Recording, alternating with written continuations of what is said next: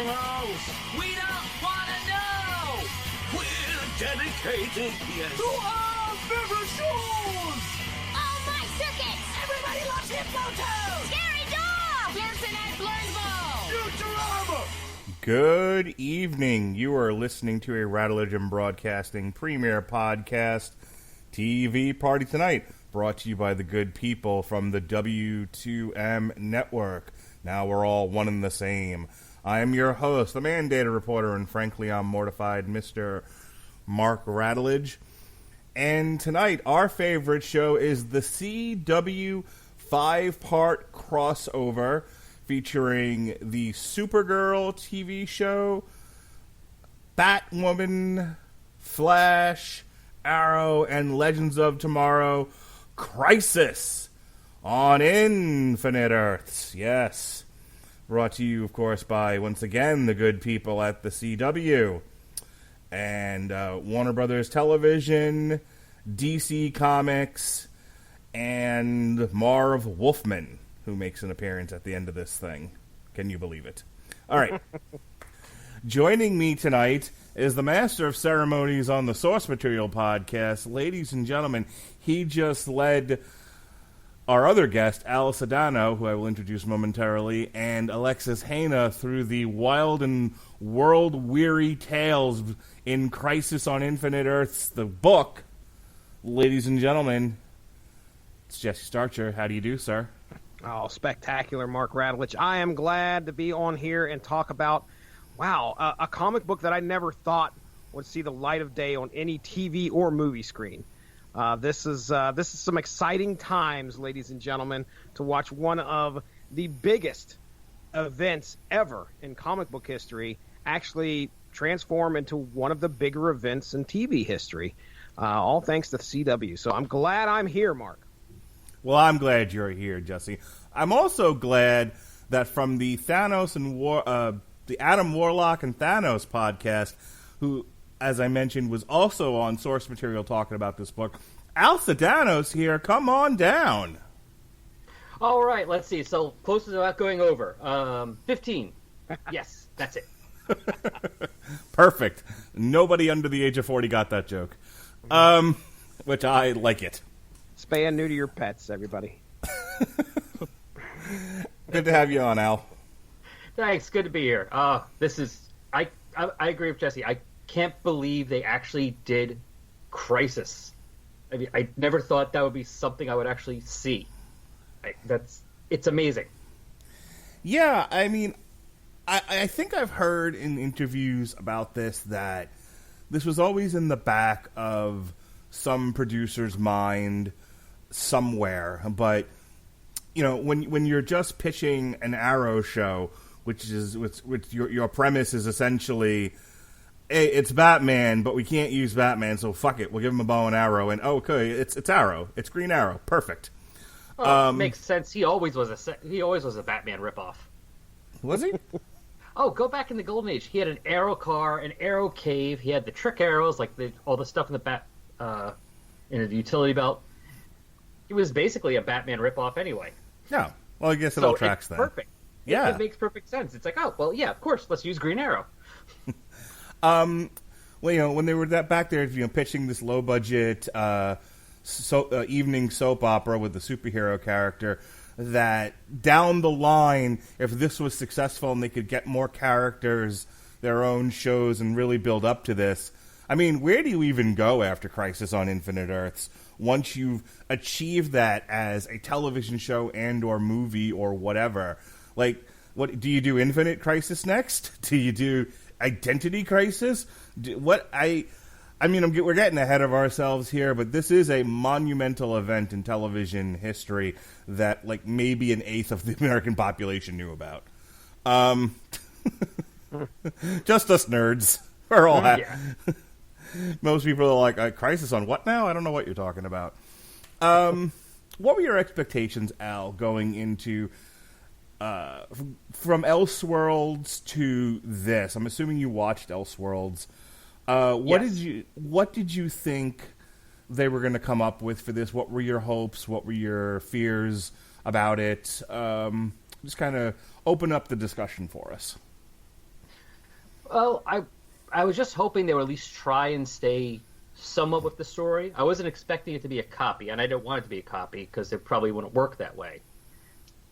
I was hoping, and I think they did it, of them taking the spirit and the main plot points of the story and using that as their guideline, and then telling the story based on what they need for how the characters have progressed on the show.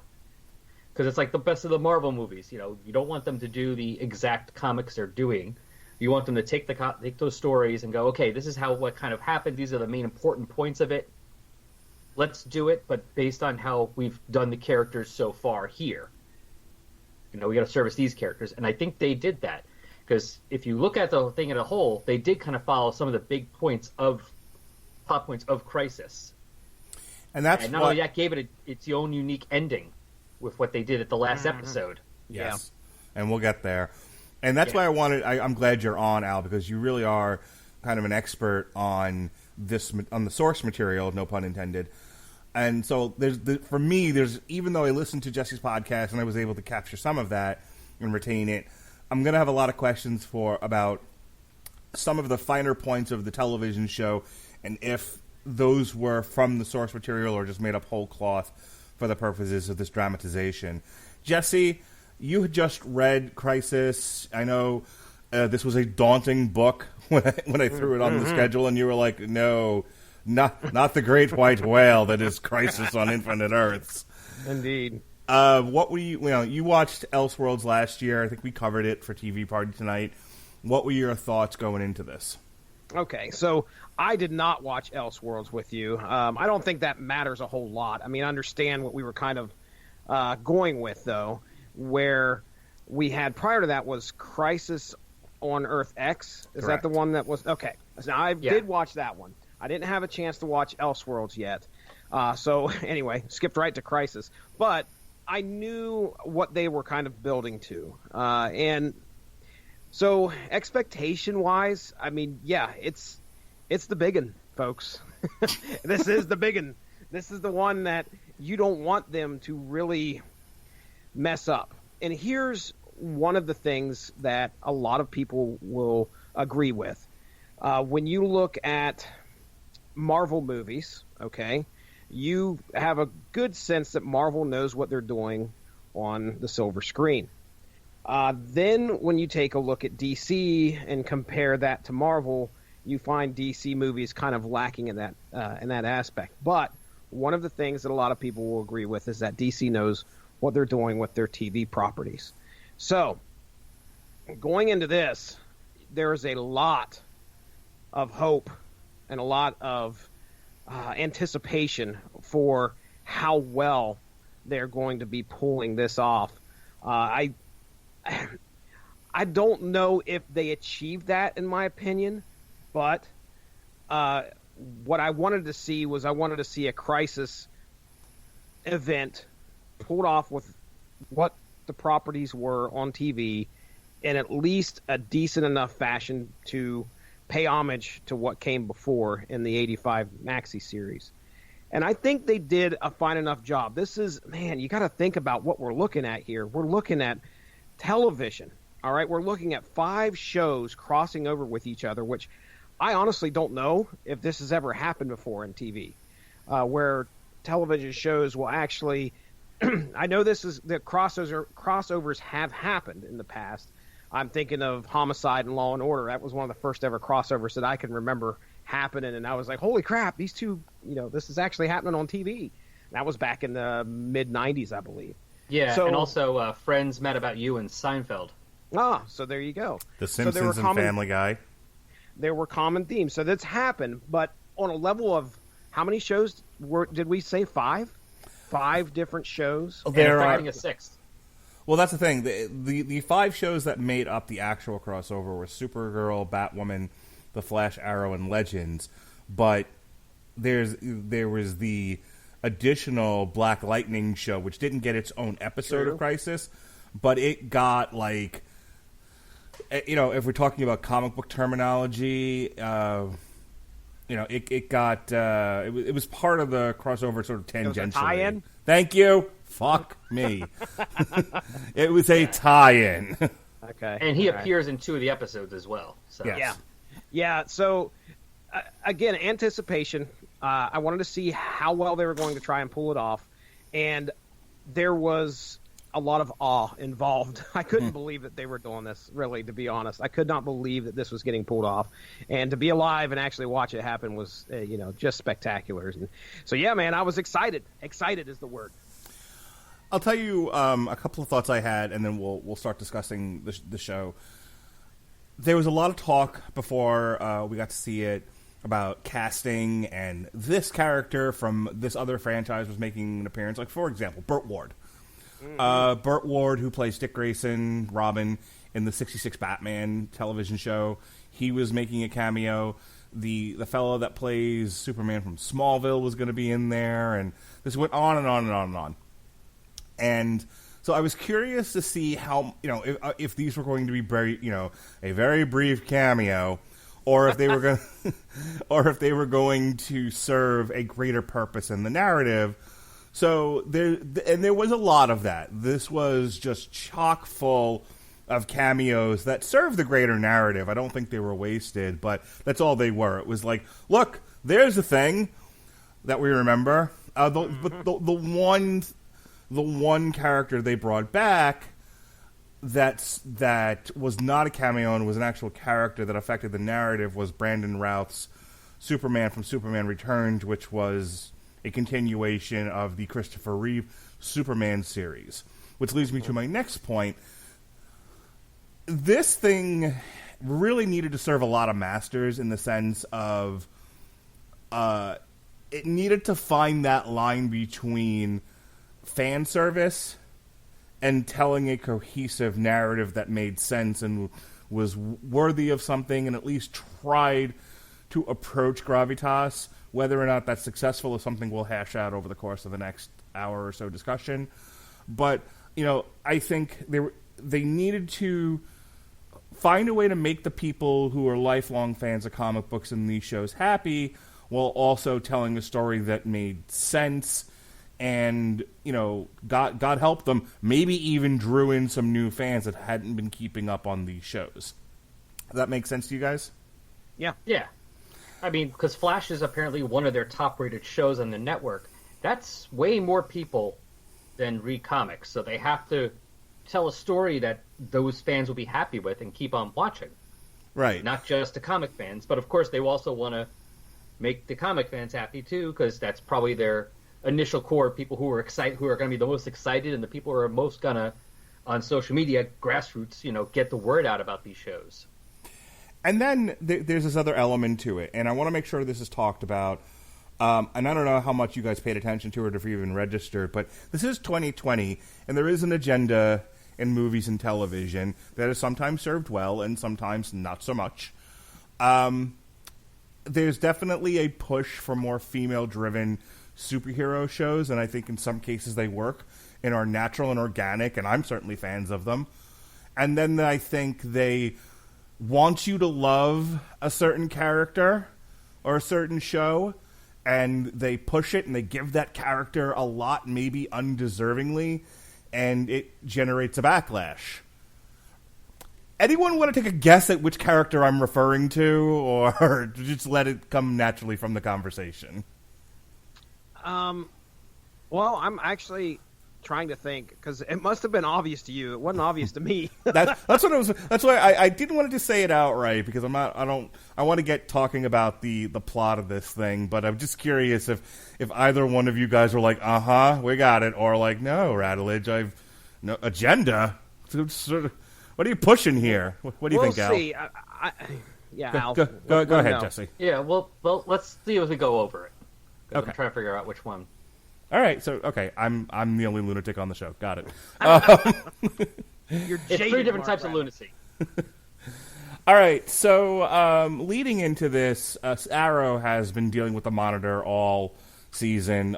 He went away with the Monitor at the end of the previous season, and this one, it's been the whole Arrow this season has just been pretty much clipping the branches, cleaning up shop, getting ready for Black. I think it's Green Arrow and the Canaries is the new show that's coming up, and setting the stage for the Crisis event.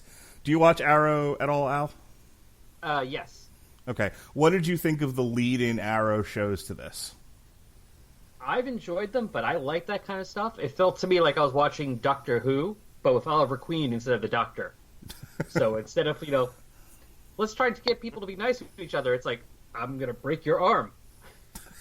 And then you'll be nice to people, because if you don't, I'll break your other arm. So I've been very amused by this season. I'm not sure how well it works for anyone else, for anyone going, ooh, they're doing a big crossover, let me watch. But I've watched all 7 seasons before, so... Yeah, that's a show that has just about outlived its welcome, and it needs to go. And so it's going. It went. Yeah, there's 2 episodes left, and that's it. Yeah, but I think choosing to go out this way worked well for the series and for the characters, and it served them well. Additionally, though less so, has been Flash, who mostly has been dealing with blood something or other, blood work. Do you know what the character's name is offhand? Oh, I forget his name, but yeah, it's what's his name from Heroes, the scientist.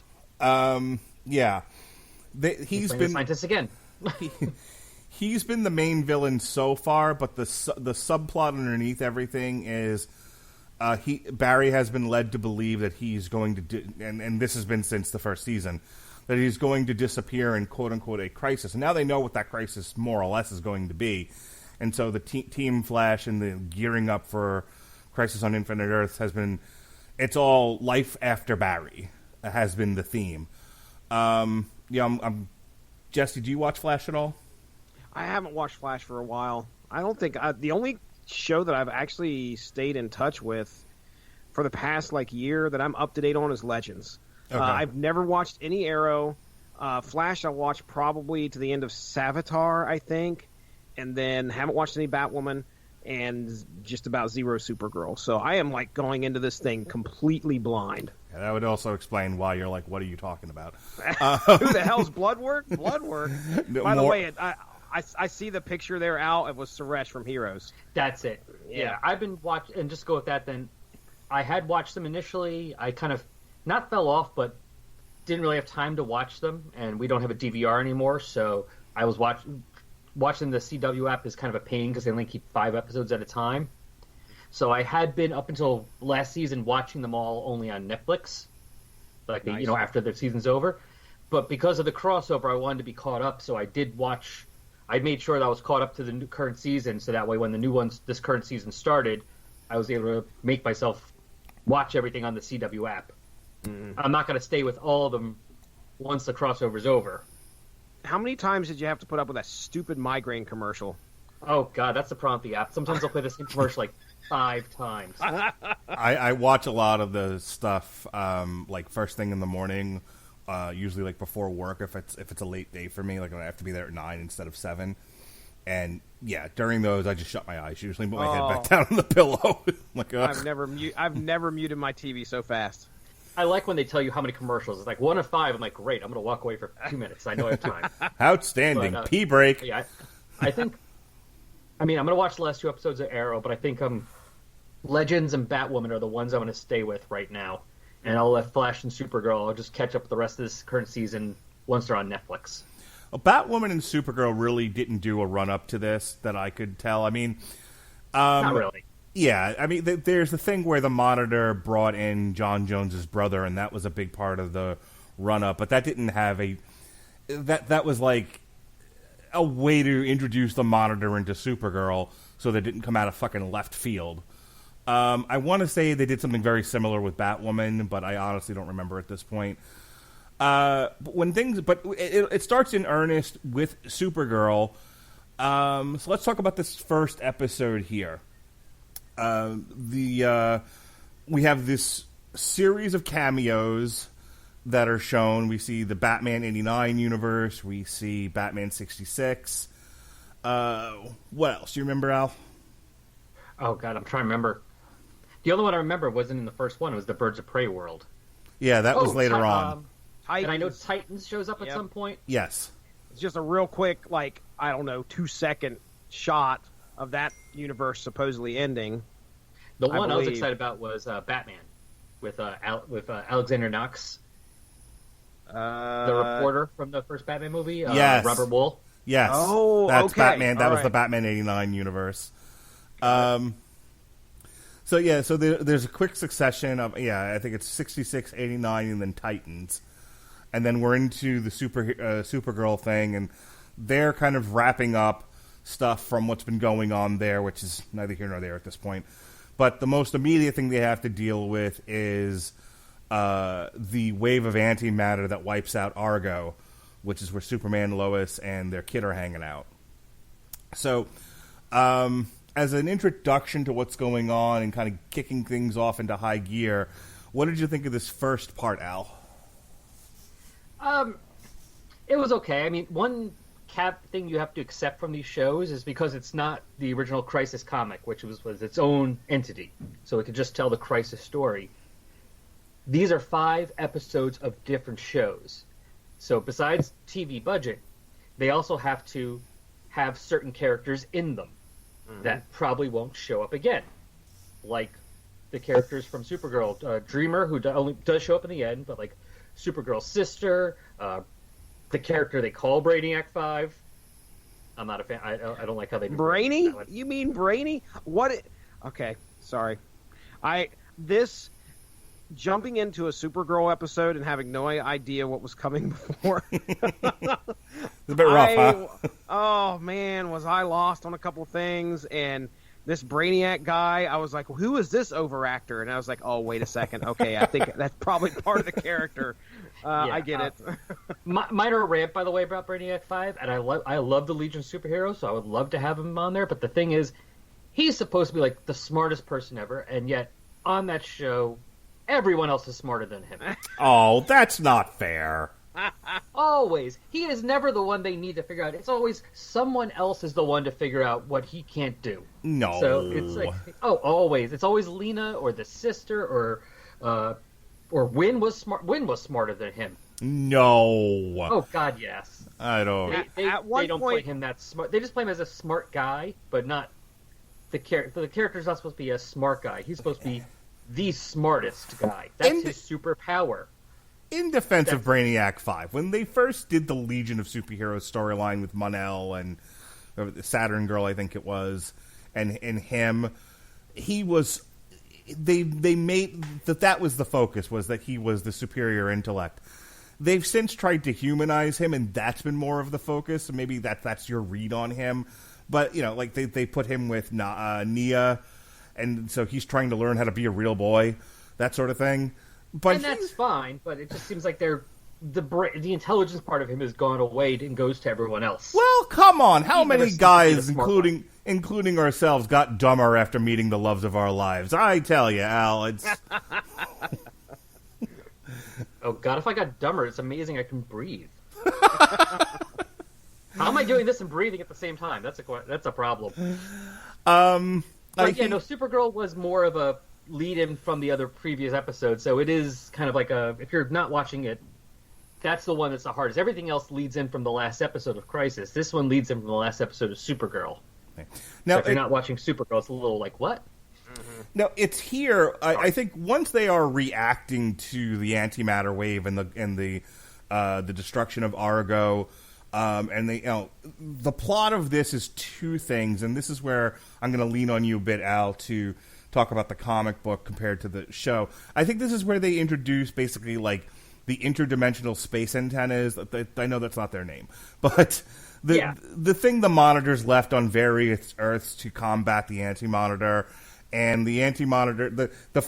I remember you guys talking about this, and I actually thought this was a really great way to describe it. This is like a world war, and there are many fronts. And in the first wave, the Anti-Monitor is trying to knock these antennas out because they're what's preventing him from moving on to stage 2 of his evil master plan, if I got that right. And he has, as Jesse called them, what is it, the tissue ghosts? As his... Yeah, the paper mache shadow demons. Yes. Yeah.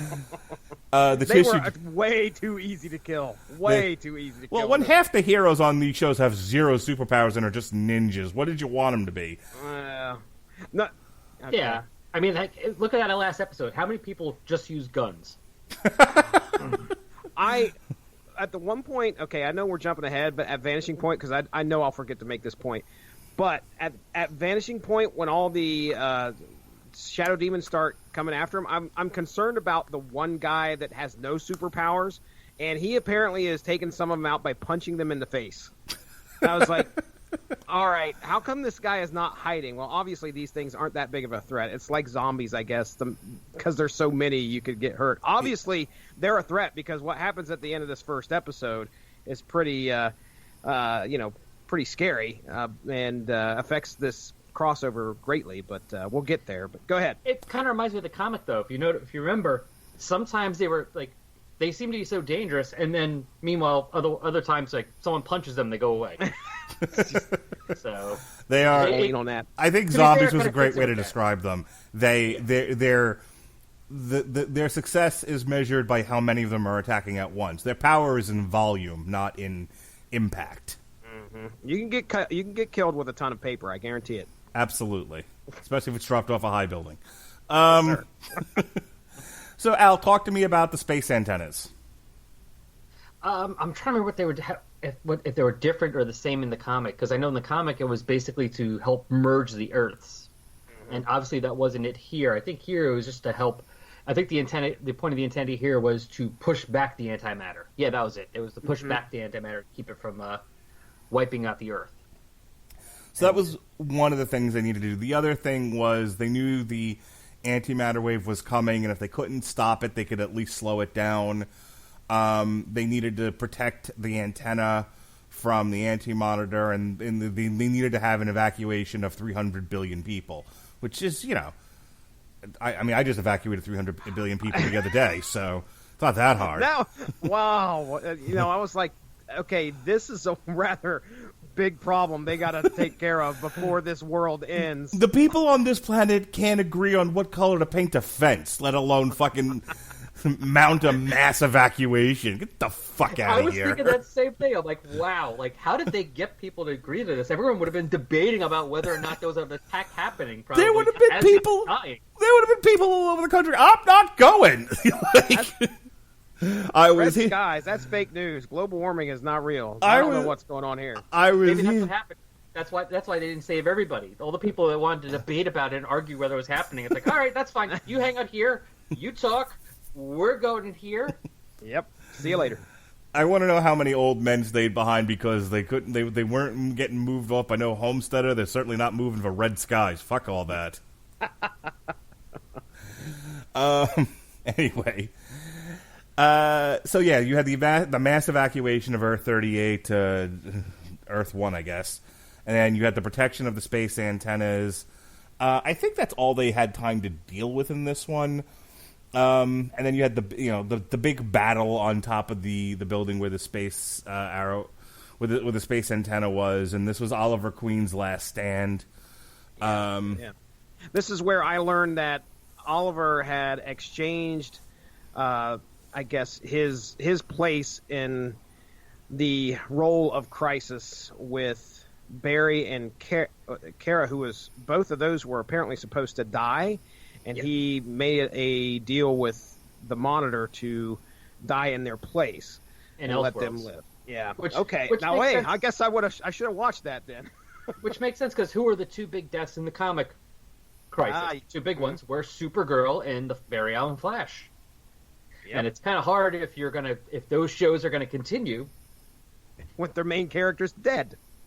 Although they could have done, that would have been interesting with Flash if they had kept Wally around and kept teasing us that not only because if you were still watching and you're like, okay, yeah, they're doing this, but they're really not going to kill him.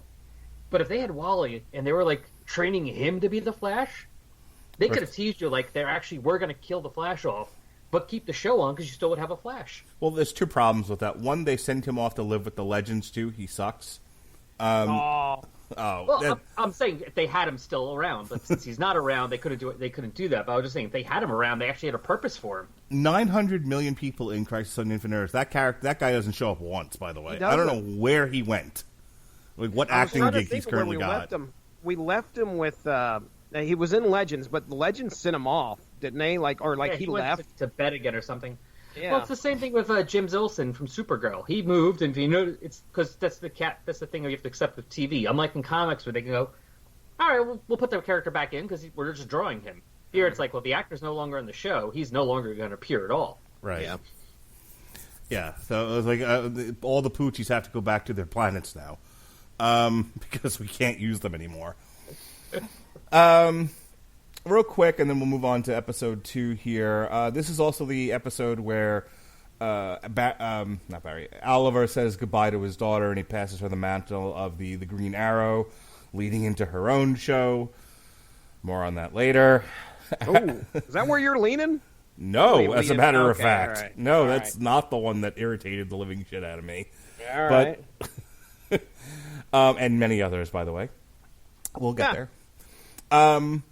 Al, just a few words here. You've been keeping up with Arrow. Were you satisfied with this passing of the torch to Mia? Yeah, because they had to do that anyway. Mm-hmm. So do it while he's still alive, especially since we don't really see her in the show. In the episodes, I don't think we see her beyond the first episode, maybe in the second, but the problem with doing like a 5-part story like this, it kind of blends in a bit of like, wait, which one was it again? Which episode was it? Yeah. But I mean, she doesn't really show up afterwards, so you had to, because it's not her, they got to write her out, so might as well. And it was a good enough ending, and I like what they've been doing with them in the future. That's kind of fun. So, Yeah, that so future that no Oliver- longer exists, by the way. They unraveled that entire future from season 7. Go ahead, Jesse. yeah, we'll see what's going on with it afterwards. Yeah. Oliver dies, man. I mean, here he meets his end at the end of the episode 1, I believe, or at least that's what TV Time is showing me here. Yep. That's pretty sad. I mean, this is the character that launched it all, and then he passes away by sacrificing himself to give our heroes enough time to at least get off of world and save their own hides. So the death of Oliver Queen, pretty moving. Mark Radulich? I would say you so, think? sure, yeah. I think he got the hero's death that the character deserved after X amount of seasons and crossovers and moments and whatnot. I think he did doing what the character was known for, sacrificing himself for the greater good and the good of others. I mean, that's been his whole shtick so far, has been, that Barry and Kara are the best of us, and they are worth preserving, even if he has to give up his own life. Which comes back into play later on, because there's a whole bit where Barry's like, why was this even necessary? Why do you insist that you have to die all the time? And that's kind of been the nature of their relationship. Mm-hmm. Yeah, and I don't know, did you guys watch the Crisis Aftermath two episodes? Oh, I wanted to. I didn't have the time, though. That was with Kevin Smith. Yeah, there's some interesting tidbits in there, including, the Mark Guggenheim, who's one of the executive producers, saying, well, since we told everybody he's dying in Crisis, let's, the only surprise we had left was when. So instead of waiting to the end, kill him in part 1. Mm-hmm. Which, makes sense. Considering what they're going to do with him, I thought it was fine. I thought it was bold to do it in the beginning when you didn't know what was going to happen, but then, spoilers, they bring him back later as the Spectre. I'm like, oh, that's a fun little thing that they did there. And then giving him a big role in rebooting the CW-verse, the Arrowverse, I think is, I thought it was pretty cool. It was, there's a lot of good here. There's some bad and some ugly, and I want to cover it all. But I would say, just in general, I think the good outweighed the bad, and that was definitely one of the good things. I thought they really used Oliver well, and I think they paid homage to where the character had come from, in all the his various appearances. So, no issues there. Episode 2, which I believe is our Batwoman episode. Okay. One of the things they establish here, and Al talked to me about this because I don't know if this was a thing in the comics or not. I didn't remember. Are Paragons a real thing, or was this some made-up nonsense that the Berlantiverse made up? I thought it was made-up nonsense. No, I haven't had a chance to go back and look. But it's what I was talking about with that Kevin Smith special. In the second one, they were talking about that. Now, quick back history for anyone who doesn't know. back in the 60s, when DC was started with Justice League of America, in issue, I think it was 21, they brought in the Justice Society from Earth 2. And every year, they would do a 2-part story with the JLA and the JSA crossing over the Earths and meeting up. And each story was called Crisis on whatever. And it kept getting bigger and bigger, and eventually they would start incorporating it in other teams, especially when they were they would purchase them. So at some point, there was a Crisis story with the Legion of Superheroes. They did one with the Seven Soldiers of Victory. They did one with the New Gods. And that's why Crisis on Infinite Earths was called Crisis on Infinite Earths, because it was kind of like a progression from all those Crisis stories that was, spanning different Earths that DC had been doing since the early 60s. In one of those in the one with the New Gods, which I think they said was JLA 183 to 185, the Paragon thing is established there. Oh, okay. So it's not from Crisis on Infinite Earths, but it's from one of the earlier Crisis stories. Ah. So it wasn't from the original one, that wasn't from the main one, but they took it. It still, was canon. It still had, was part of it. Yeah. So they took that because it worked better because again, unlike in the Crisis story, they have to do things with their main characters. They can't not have those characters appear a lot. Supergirl is going to have to appear a lot in this. Batwoman's going to have to appear a lot. The Flash is going to have to appear a lot because, well, these are the guys they're paying a lot of money to. So you kind of have to have them showing up. Yeah, of all the things I had an issue with, which we're going to talk about now, because a lot of it's in this episode. This episode was very schizophrenic for me because, and I'll just say it outright. On the one hand, you had the introduction of what they referred to as the Kingdom Come Superman. Brandon Routh, Superman Returns / Christopher Reeve's Superman. The use of the John Williams score, his performance. Brandon Routh needs an Emmy. He's so good. The fact that he's leaving Legends this season is depressing. Oh, yeah, it is. Really. Well, if he goes off with Nora and they go and have beautiful overacting children, I'll be fine with it. Yeah, that's the way I want it to end, but we'll see. But I mean, yeah, I like having him on. But yeah, that bit of the Superman stuff I loved, and it definitely overshadows what I didn't like about this episode and what really frustrated me. And here's the thing. This would be one of those things where normally I would be the one defending it, but it just came across to me like they're trying so hard to get people to love Batwoman.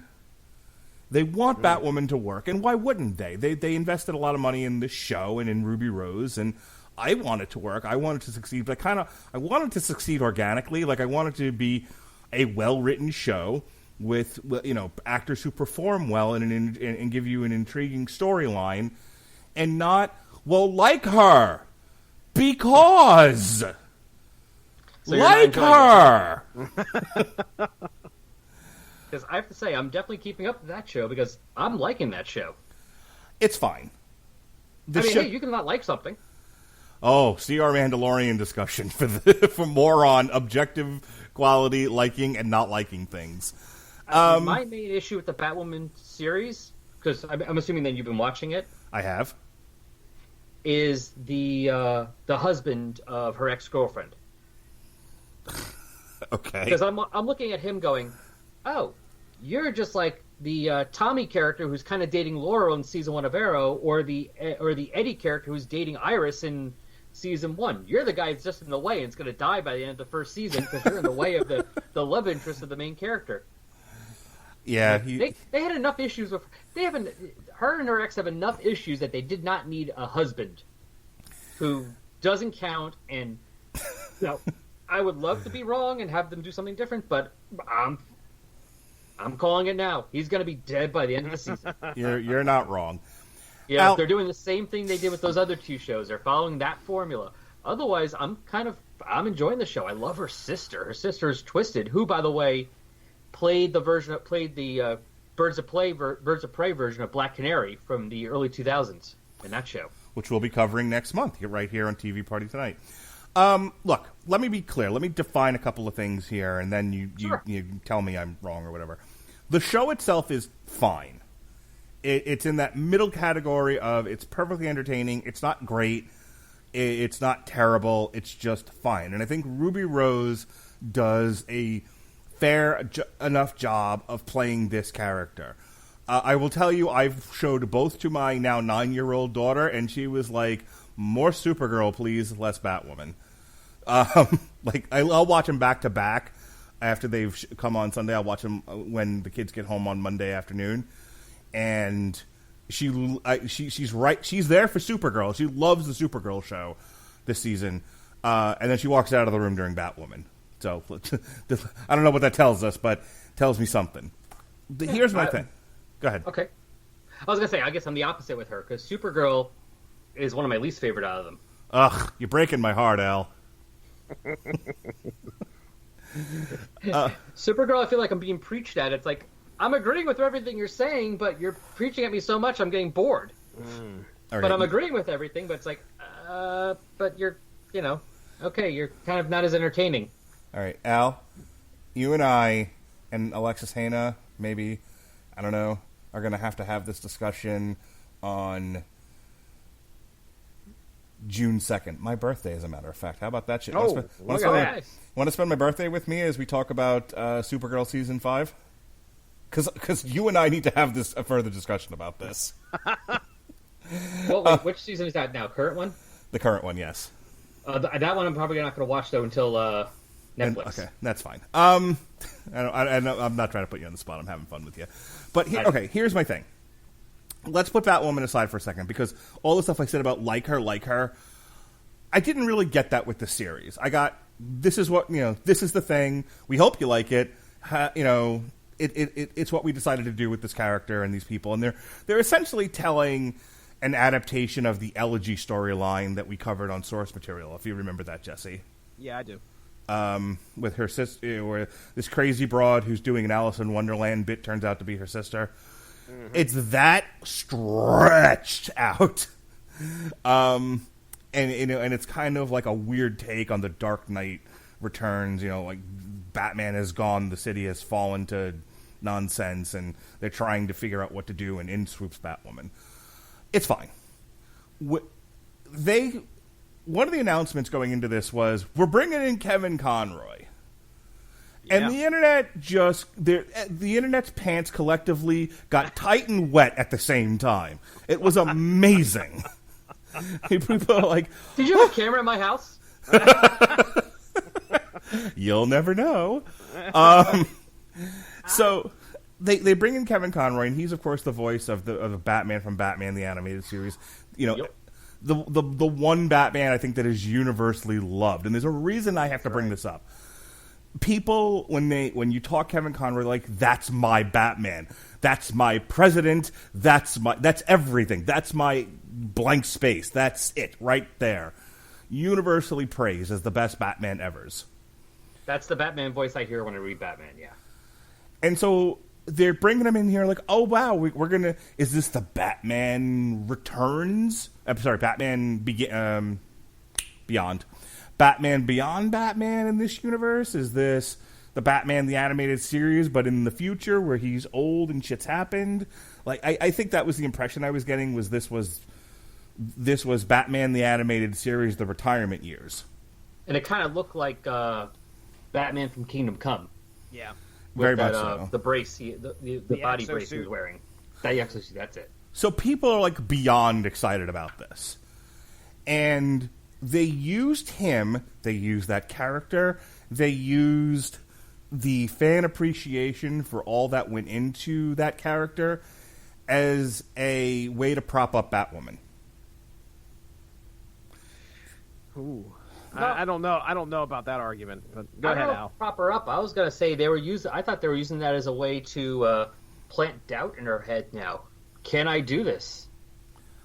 Because he kept telling her, "No, this is eventually you're going to have to do this. This is what had to happen. Superman had to be killed, and you're going to basically we just had to just start killing these fuckers." Narratively, I agree with you. And Narratively, especially now that they're all on the same Earth, it's one, at the end. I mean, spoilers for the end, but hopefully people watch this if they're listening to this. All the main characters are now on the same Earth, so it's not even like a academic thing. It's like, well, I don't have, I only see Supergirl on the few times that we have to, cross to another world. Now Supergirl lives on the same planet she does with Superman. So I was kind of hoping that they were going to, and Superman too. Like I was kind of hoping this would be something that might be in her head going forward. Like, is this going to happen to me? Am I going to end up being a murderer? Okay. Is this the only way to do this? I think we need to compartmentalize, because narratively I agree with you. Let's divorce ourselves from our sort of you know what? Let's divorce ourselves from our preconceived notions of what we want and what we hoped would happen with this character, and let's just accept it for the story that they were telling. That's a great story. This person who is an analog of my mentor has gone so far off the deep end. It's Scrooge, right? It's the ghost of Christmas future. This is what you're going to turn into if you don't watch yourself. And then the next couple of narrative beats, she's sitting there playing around with the kryptonite, and her and Kara, who were world's finest just a season ago, are almost come to blows. So, if I don't think about what Kevin Conroy means to the fan base, I accept it and I don't make this argument. The problem is I can't do that. This is what I mean by I'm generally not the person making this argument. I'm generally the people, screaming at other people going, would you just watch the fucking show and appreciate the story being told?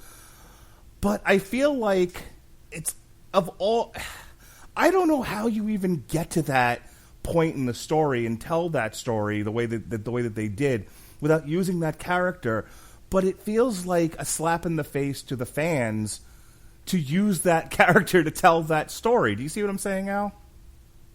Maybe not the character, maybe so much the actor. Okay. Yeah, I'll buy that. Maybe if it wasn't Kevin Conroy, it'd be a little easier to deal with. But because it's Kevin Conroy, and he, like you said, is pretty much universally beloved, that it's like, oh, you have to do that with him? I almost wish they'd use Ben Affleck instead. Good luck getting him on the CW show. Wait a second here. But I mean, I think they had a certain budget for a movie character, and they could, they had to get they weren't getting Ben Affleck or Henry Cavill or Gal Gadot, so they're like, okay, let's see who else is on the team up there we can get. Yeah, I'm actually surprised we didn't see the guy who played Cyborg. But it was pretty much gonna be one of those two. Yeah, him or the one they got, or because they're not getting Jason Momoa either. No, so and it's like, well, who's left? Right? No. Look, for practicality's sake, I get that. What I'm saying is, but I understand what you're saying. Yeah, I think it's more the actor. I think if it wasn't Kevin Conroy, you would have a lot less issue with it than if it was Kevin Conroy. I don't think I would have had any issue with it. Like I said, if it had been Ben Affleck or Christian Bale, or another voice actor who they brought in, or just cast it, or better yet, the guy playing Bruce Wayne in Titans, fucking kill him. I would have been fine with that. And I don't get so bent out of shape. And it's like, and it's not even like me. I'm speaking. I am the Lorax, and I speak for the Batman fans. that how could you not? They outside of the narrative, it just felt like they were sacrificing a beloved character so that the fans would emotionally reject said character and embrace this one and all the agenda that goes with it. And I think that's a big ask of the audience. And in this culture, I think it's almost fucking impossible. Considering there's already a we hate Batwoman, why do we have to have gender swap superheroes argument going on within the fan base itself? That's an ignorant argument with Batwoman. Well, that's a separate. I mean, that's a separate thing, and I know you're not talking that one because that's a whole separate thing anyway. Because that's like, I've seen people complaining that like, why did you do this to Batgirl? It's like it's not Batgirl. It's a separate character completely. Yeah. To be clear, I'm okay with Batwoman, and I understand she's been around for a zillion years. And like I said, I accepted this. I think my visceral reaction was, oh no, it's Ghostbusters 2016 all over again. Oh. People are going to be burning things in the street because they fucking sacrificed Kevin Conroy for Ruby Rose. And I think it's go ahead. Yeah, I think it's the Kevin Conroy thing. Sorry, I didn't mean to. No, please cut me off because like I'm trying to explain it and I feel like I'm over explaining. So just push me into the pool, Al. Yeah, no, I think it's just the fact that it was Kevin Conroy. I think if they had a different, like you said, and you agreed, if it was a different actor and Kevin Conroy did a different version of Batman, it would be fine. But because everyone loves that one, you know, like you said, it was Christian Bale, and you know, but then again, he wouldn't have killed him. He would have just been like, I got hard and I quit. and he would have done it in growly voice. Yeah. Which at least, you know, at least in the Batwoman show, at least Batman quits after like almost, like if you look back at what they said when she was a little kid, he was Batman for a while already. At least he was Batman for like 20 years. Christian Bale quit after like, what, 2 years? He's like, I'm done. This is hard. I really messed up my knee, man. So I'm done. I'm going to sit here and drink. At least the Batwoman Batman's like, you know, it's like he was Batman for like 20 years before he was like, okay, I need a vacation. The biggest problem I had out of his death was just how easy it was. You know, it seemed like Ruby Rose kicked him into a control panel and he got shocked. He got electrocuted, and it just seemed like, was that how it went down? If I remember right, or help me out. Yeah. I can't. Okay. Yeah, she kicked him to the thing. He got electrocuted, and that was it. Yeah, it was pretty damn quick. That's weak. She had the power of her femininity. Stop it. And we just find out that he killed that Superman, and then we have Ruby Rose show up and kick him into she kicked him into basically the counter, okay? And it just happened to electrify him. But to be fair, I mean, come on, he's an old man who's wearing like a exosuit just to be able to move around. If we're going to accept that she's Batwoman and able to do things she does, then I mean, but considering what condition he's in, any of us probably could have kicked him into that and killed him. Poor guy. He was done. He was. I think the reason why he had to die was because of, I mean, potentially how, I guess, evil he had become. I mean, he obviously had his reasons for doing what he did, and you know, finding out that he was the one that killed Clark Kent / Superman. You know, this was a villain that most likely had to meet his end. But Kevin Conroy playing that Batman was awesome. He got a lot more screen time than I thought he was going to get, because the hype, I was like, oh, they're just going to kind of he'll show up and then, you know, it'll be a quick thing, kind of like Burt Ward or something. But no, man, he played a part in this. Now, narratively, one thing about that works is that you're not expecting it. Right. Yes. Because the problem with doing an adaptation of something is, well, you know what to expect. I mean, if you read the Harry Potter books and then watch the movies, you're not really going to be too surprised. Snape was a double agent? No! Sorry, it's not like you're going to watch, you know, it's not like you read the books and you're going to go see the movie. It's like, holy crap, they killed Harry Potter off in the third movie. What are they going to do now? You know exactly what they're going to do, pretty much. So the fact that, like, you know, you're looking at Kevin Conroy, you're like, oh, cool, this is like, oh, he's going to play the Batman Beyond version of Batman and, you know, Bruce Wayne, and then all of a sudden it's like, wait, what? Yeah. So, I mean, narratively, that does work in the fact of for the casting of him is because you're not expecting that. Yeah. I think within the narrative, within the story beats, the story they were trying to tell with her, divorced from the culture we're living in, it all works. And I want to say that because if people listening to this like, well, fucking, where does Radulich landing here? I'm confused. You're conflicted. Well, I like the story. I think I have a knee-jerk reaction now to things that are too provocative for sensitive fans. You know what I mean? Having just, and I didn't want to bring this up, and I'm not here going. Comes Star Wars. Get ready, ladies and gentlemen. Well, I'm not going off on any tangents, but having just lived through that, you know, and then like I said before, that was the Ghostbusters 2016 thing, and I just can't even anymore with the, you know, toxic fan bases and their inability to enjoy a story because, you know, they did something to a character they like. And so I saw that, and I think that part of me was like, no, not again! You know? And that's where a lot of this is coming from. I've not seen any vitriol about that. So usually my Facebook or Twitter would be lit up. Mm-hmm. So I've never seen anybody griping about that since it had happened. And of course, it happened. This aired like go on before YouTube Christmas. and search "Batwoman sucks." Oh, okay, all right. And watch the torrent of videos that will come up. Well, what do you think you're going to find when you type in "Batwoman sucks"? It's not going to be somebody saying that, "Hey, I love Batwoman."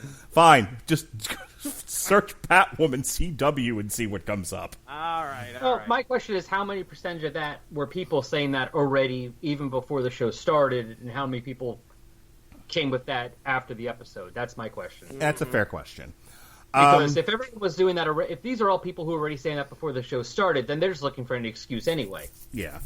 Look, I get that there was a portion of the fan base that was like, I no to anything female and caped.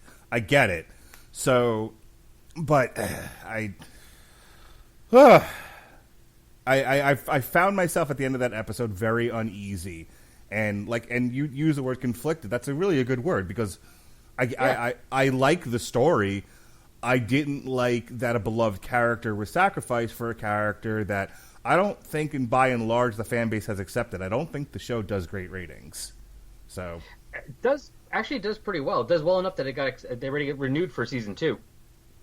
Well, that's a whole other discussion, my friend. It does well enough for that. I don't keep track of ratings like that, so I can't say specifics. But it has a season 2 already confirmed, so it's doing well enough at least to commit to more. Strictly speaking, you are 100% correct. But I don't want that. I can't say specifics. Yeah, I don't want to get into a whole thing about ratings relative to network expectations. So, moving on. But I will say this though, for the episode, then it did its job. It got a reaction out of you. You didn't just watch it going, "Oh, that's nice. All right, what's for dinner now?" You're not wrong. It got a reaction of you. You're thinking about it. You cared. So yeah, you're not wrong.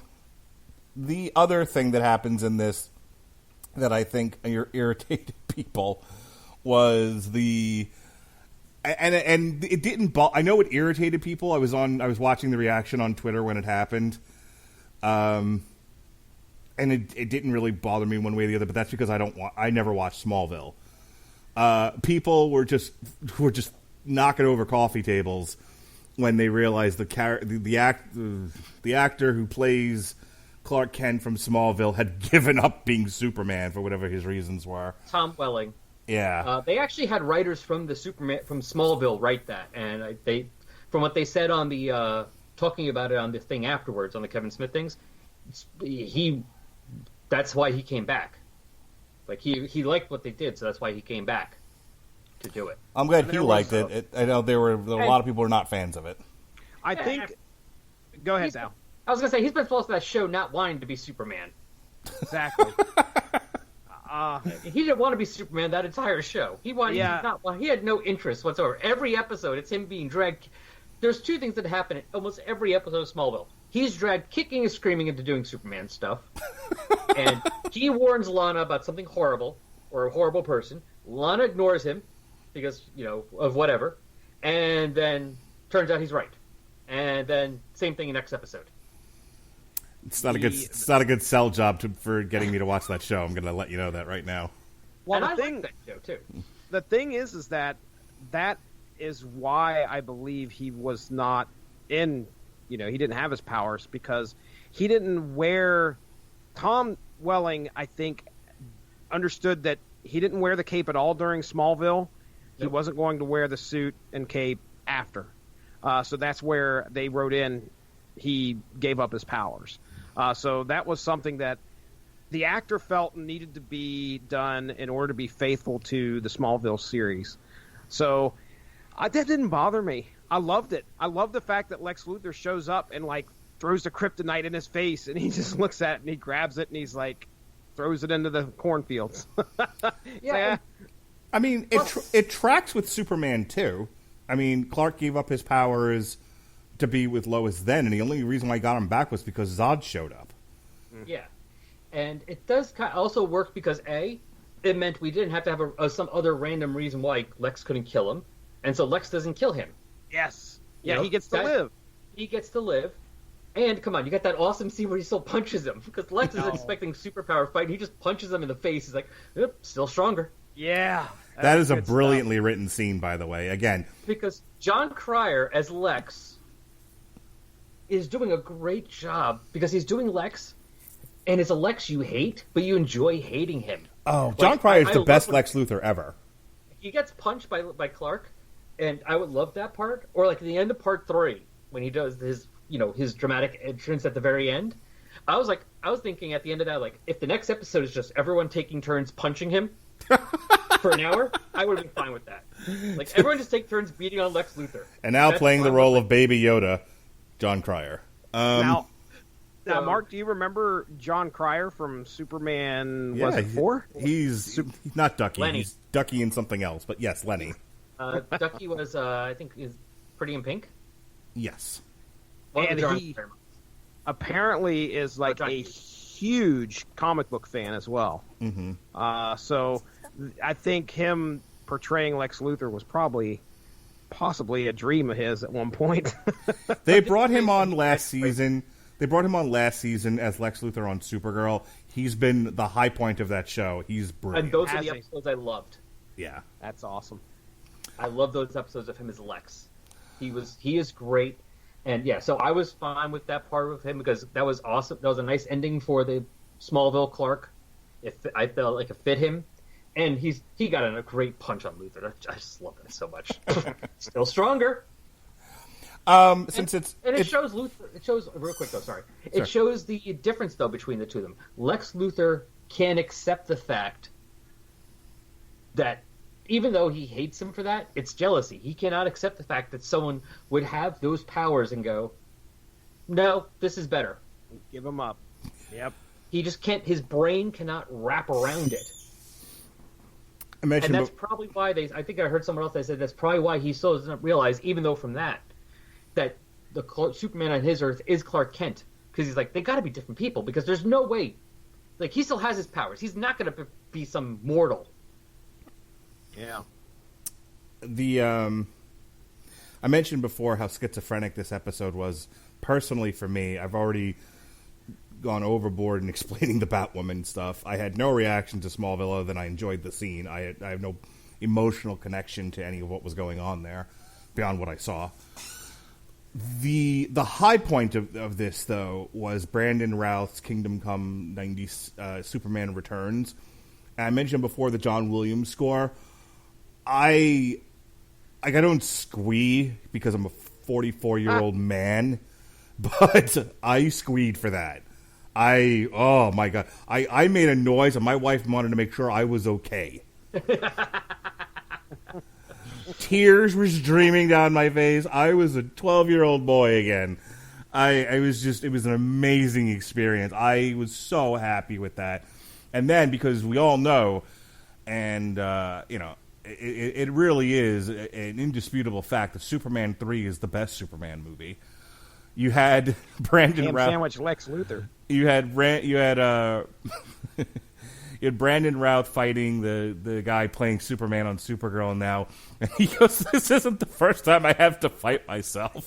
Oh, no, it was great. Nice Oh, little reference. I died laughing. I was so good. That's one of the best scenes, too. I mean, I agree. Superman 3, that scene where he fights the evil version of himself. Oh, of course. When he's in the bar flicking peanuts. That whole sequence is fantastic. And Jesse's already heard me do my routine on all things Richard Pryor in that movie, so just know it's wonderful. Superman 3, utterly underappreciated. Any other reactions to the Superman bit from that episode? I did want to ask Al and Mark. I mean, if you remember correctly, we say he's from the Kingdom Come storyline here. At least he's wearing the black and red symbol. Was there anything else that kind of led to that? I'm looking at the paper Newspaper. on the wall. Yeah. So it's the same one from Kingdom Come, where the story was the Joker came in and guessed yes. the Daily Planet, and that's which was one thing that I was like, really, Iris, or was it Lois who said, why is that up on the wall? Like, that's kind of a dumb question when it says in memoriam of and a name. Yeah. Like, well, that means they died.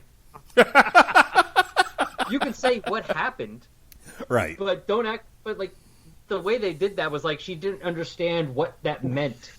And it's like, hi, you're supposed to be a reporter, and pay attention. You're supposed to be an investigative reporter too.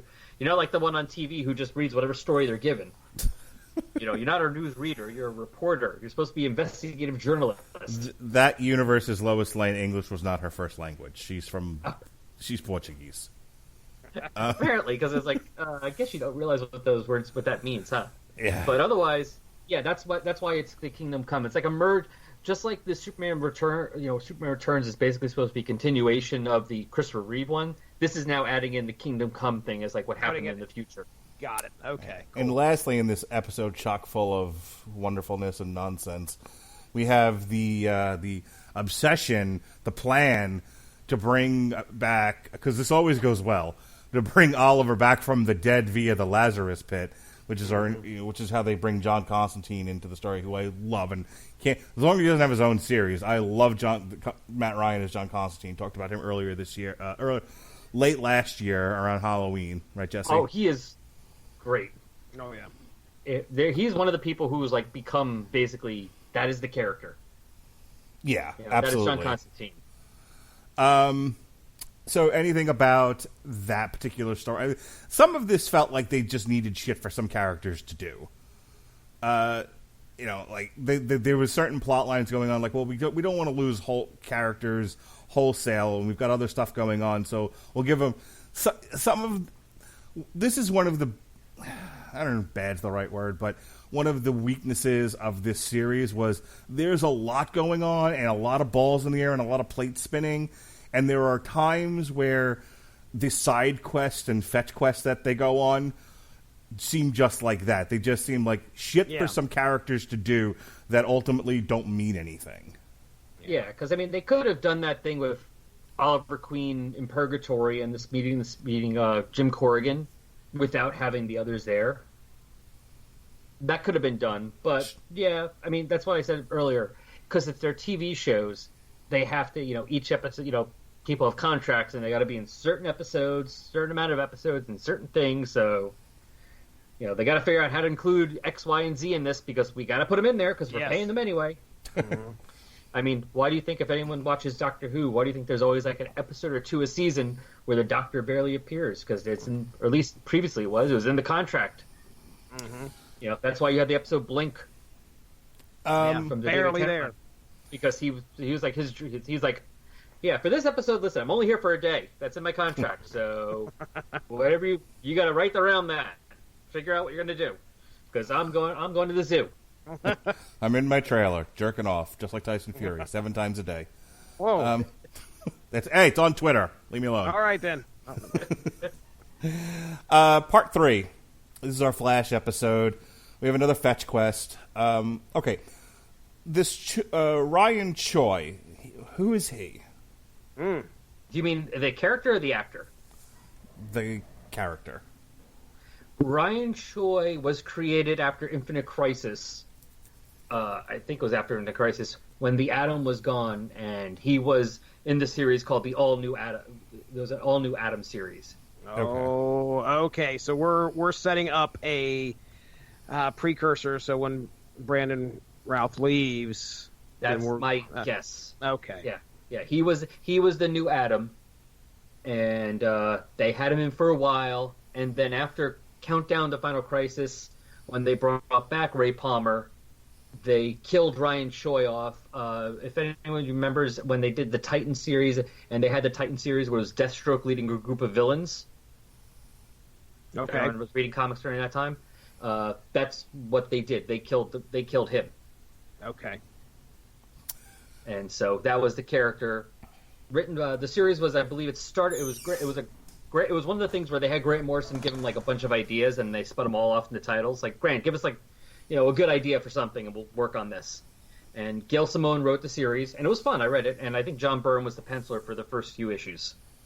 So, does he have a greater importance to the source material Crisis on Infinite Earths, or it's just, hey, this is a guy, he existed in the world, we needed somebody, we needed somebody in this role, so he made as much sense as anyone else?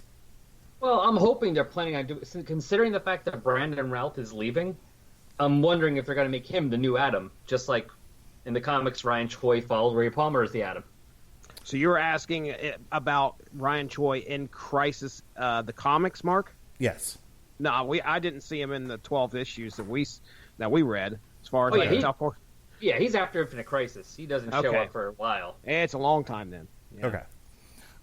Yeah, I guess. I guess. Well, they're trying to figure out life after Brandon Routh, and they figure, well, this was a great way to introduce the next Atom, who I'm sure will end up just like everybody else in DC's Legends of Tomorrow. Oh, look, it's a dude without powers. Fantastic. Yeah, that's my only complaint about that. Otherwise, it's crazy fun. But yeah, I'm disappointed with that sometimes. Jesse will tell you, we did one season of Legends of Tomorrow on TV Party, and it was the season that had the episode where Steel and gosh, I can't remember the gal's superhero name, but it's the one where they go to meet Elvis. And I just gushed about that episode, and really that whole season was just some of the best television. You know, it wasn't Game of Thrones, but it was probably the most enjoyable hour of TV each week when I was watching it.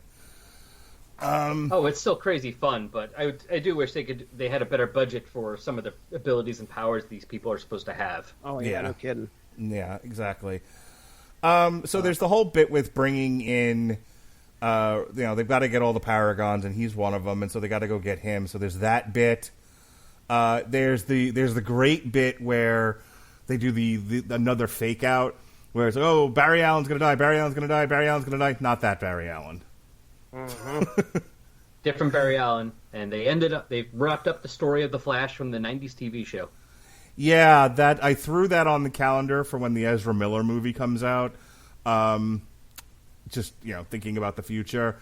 I've heard it from on other podcasts. It's really great, and people were, including the actors involved, were just super thrilled that this was sort of a backdoor way of giving that show a proper finale.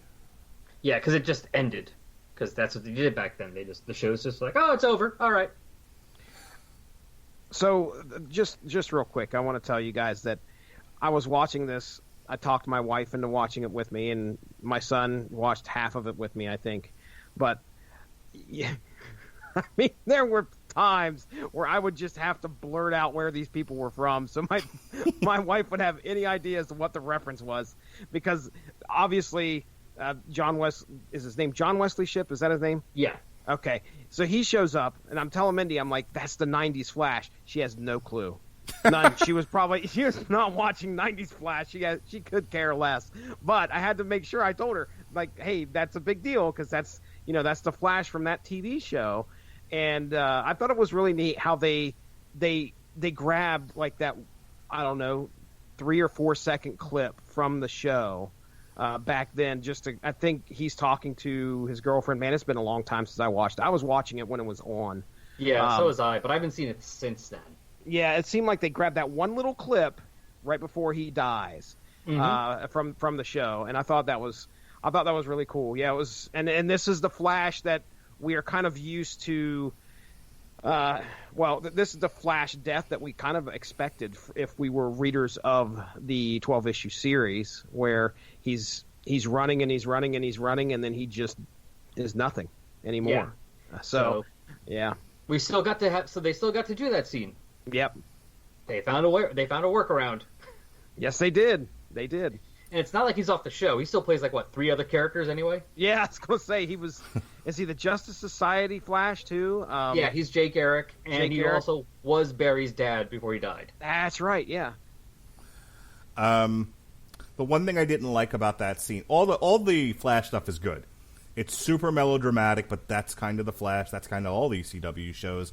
And I've learned to love the melodrama. It's fine. It's almost an integral part of these shows.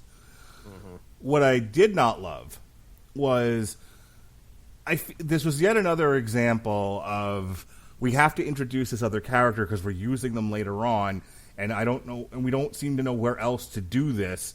So, for no reason at all, here's Black Lightning. Black Lightning. And here's the thing. I started keeping up with. I've watched all the seasons up to this point, and for a little ways there, I watched I think the first 3 or 4 episodes of this season, and then I just haven't had a chance to catch myself up to the point where they did his tie-in episode and then brought him in earnest. But he's going through some shit on that show, and it's like, oh, your world is gone. We grabbed you though. He's like, I have a fucking wife and kids. They're like, listen, could you focus for just one fucking second, guy? You know? Like, I'm just saying. Go ahead. I feel like they're making him the Lady Quark. Oh, yeah.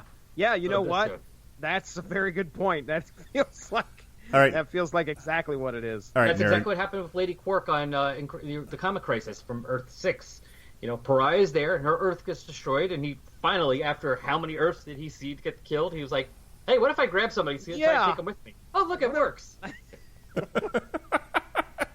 That's almost exactly what happens here. I mean, Pariah kind of walks out, and then he says a couple things, and then, of course, you know, you see the boots step out, and it's Black Lightning. Yeah, Lady Quark was an interesting character that I thought, my goodness, she definitely had her hand in the final battle. So I would say that, you know, Black Lightning had the same thing here. He was an integral part, at least in this scene, to kind of help try and, what were they trying to do? Stop it was creating the antimatter wave, right? Yes. Is that what the treadmill was doing? Okay. Yeah. So, anyway, out walks Black Lightning. And drama needs time to breathe. That may sound like a sort of an uppity film student thing to say, but it's also the fucking truth. Characters need time to process, scenes need time to breathe, and some of the writing in this is very manic and rushed, and things are just happening, and nobody has time to deal with it. And, you know, the counter to that argument might be they're in the middle of a crisis. They're in, you know, you don't really have time to battle. You don't really have time to process during a riot, essentially, and I get that. But this isn't a riot; it's a drama. I struggle with the writing of this at times, where they're not, you know, they're just like, and here's a character, and the character has to just react to something. It's like the George Lucas school of directing, where like there's a thing on the green screen, react, fucking okay. And then they're like, okay, we'll shoot it. I wonder if they were maybe they had to worry a little less with Black Lightning, because it's like, well, he's a current show, so odds are more people might have more of a clue who he is than the Flash from the old TV show. I'm not even talking from a production standpoint. I mean, in the narrative, they didn't give that character time to and like he's just yelling about his wife and kids, and with good reason. And they're like, and that's why I made the joke about like their reaction to him is, I realize your wife and kids are dead, but if you could just focus for a minute, we have other problem we need you for. I swear that what should have happened, I mean, at least prior to that scene, was Pariah showing up on his Earth and grabbing him as the Earth disappeared. That didn't even happen, because at least that point you could understand, number one, okay, where the character's coming from, and obviously understand his confusion.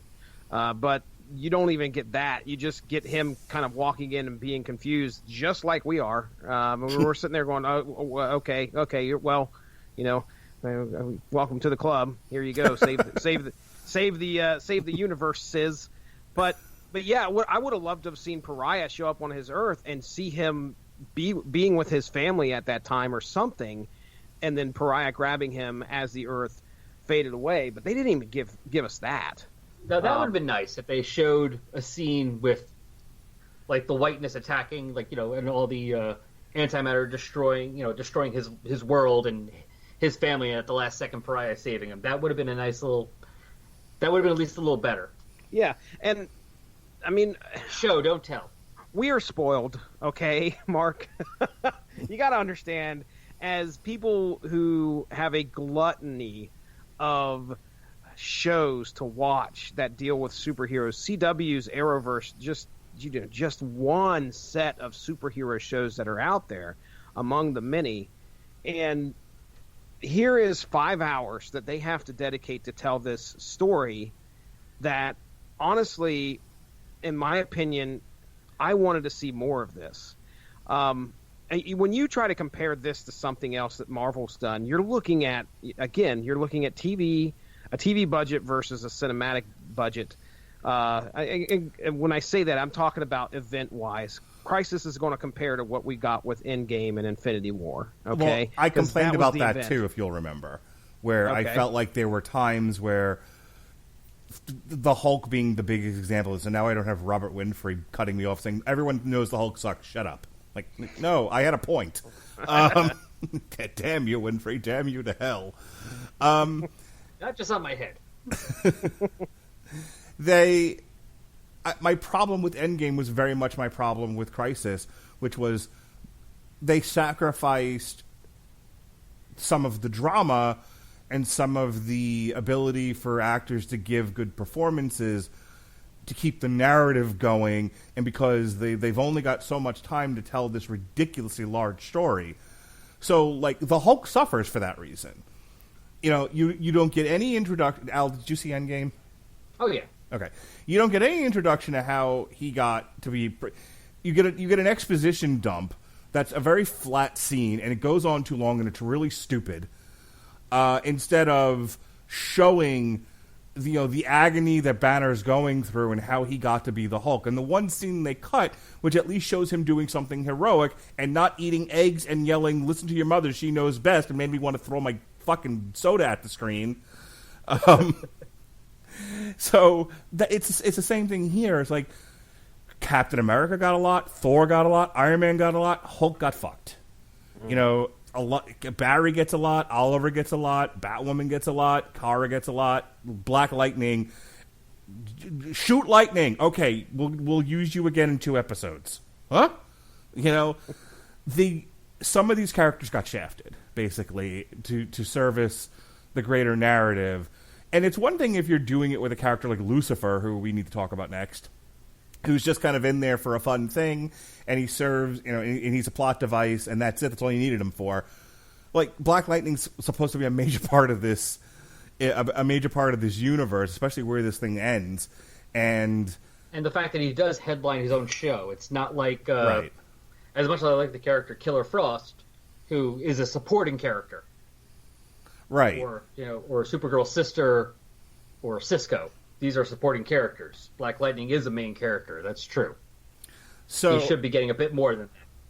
Yeah. So, like, time and focus is sort of misdistributed in both Endgame and Crisis. I feel like some of these scripts could have gone for another pass in editing and rewrites, but it's also a nitpick. Yeah, they could have given Black Lightning a little bit. I like what Jesse said. They could have shown that extra scene of him being taken away. Or at least give us that. Well, I said, or make that one of the episodes. Do a Black Lightning episode where you see the antimatter wave, coming for that Earth, and then end it with Pariah rescuing him, and maybe give us a better reason why he couldn't grab the 2 daughters, why he couldn't grab the wife, why he could only grab Black Lightning. And then also, that whole scene just needs to breathe a little bit more. It's very manic, and I don't know, it's up to the point where they brought him in. I actually thought it was working very well. I loved a lot of the stuff with the 2 Barrys. And then Black Lightning comes in, and I feel like the tenor of the scene gets thrown off. It's a lot all at once. Agreed. Yeah. All right. So let's just quick talk about the Lucifer stuff, the Lucifer cameo, and the fun interaction between him and Matt Ryan, and then the bit in limbo with the Spectre. I don't have a whole lot to say here. It was fun. I'm now interested in the Lucifer series, which we're going to talk about this coming Halloween. Al, your thoughts? Oh, I was entertained by that because I did watch the first season of Lucifer. It's one of those shows where you want to watch more, you just don't have time to watch it. but now that's all going to be on Netflix. That's going to be very convenient for me to get back to eventually. Yeah. I was very amused by the fact that they said established afterwards, and that's Earth. I forget if they established it on the show or if it was said in the after thing, but that's Earth 666. Yeah, it's on the show. Okay, Yeah. so that's a fun little wink. Like yeah. It's. But that was a nice little thing. It's like, let's go to Lucifer. I don't know much about fun. Lucifer at all. I know that that TV series has been like, I always mention TV Time, the app that I use to kind of keep track of the shows that I watch, and it had it listed as one of the most binged shows, if not the binge show of 2019. So apparently it's good enough to where it's getting the top ranking of that poll. So I need to go and watch it myself. So if we're going to be covering it at some point, that's probably going to be an impetus enough for me to get on there and do that. But yeah, it was a fun interaction. I like the character. I've never seen the guy. I just know that, I've never seen him portray Lucifer at all up until here. So this first time I've ever seen Lucifer on my TV screen. He seemed pretty charming, and he seemed very good at playing that character. So, kudos to Matt Ryan and Lucifer hamming it up in that scene. It was fun. I would like to see a Lucifer Constantine team up. Yeah, I'm starting to wonder if we watched the whole season of Constantine, and they didn't have any after that, right, Mark? It was just that one season. You are correct, sir. Okay, all right. Well then, I don't know. I'd like to see it myself. Maybe we can do a Justice League Dark mini-series and, have Swamp Thing from a canceled series and a Lucifer from a canceled series and a Constantine from a canceled series. See what I'm fucking saying here? Let's get all these canceled characters together and throw them into their own misadventure. What do you think, Jesse? That's perfect.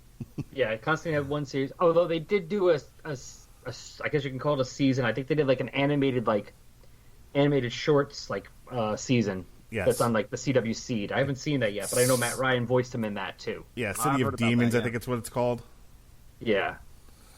Something all right. Like that. And then in our glorious mid-season conclusion to this thing, they are transported to the vanishing point just as the multiverse ceases to exist, and in the ta-da nick of time, Lex Luthor is able to tear a page from the Book of Destiny, and he kills one last Superman.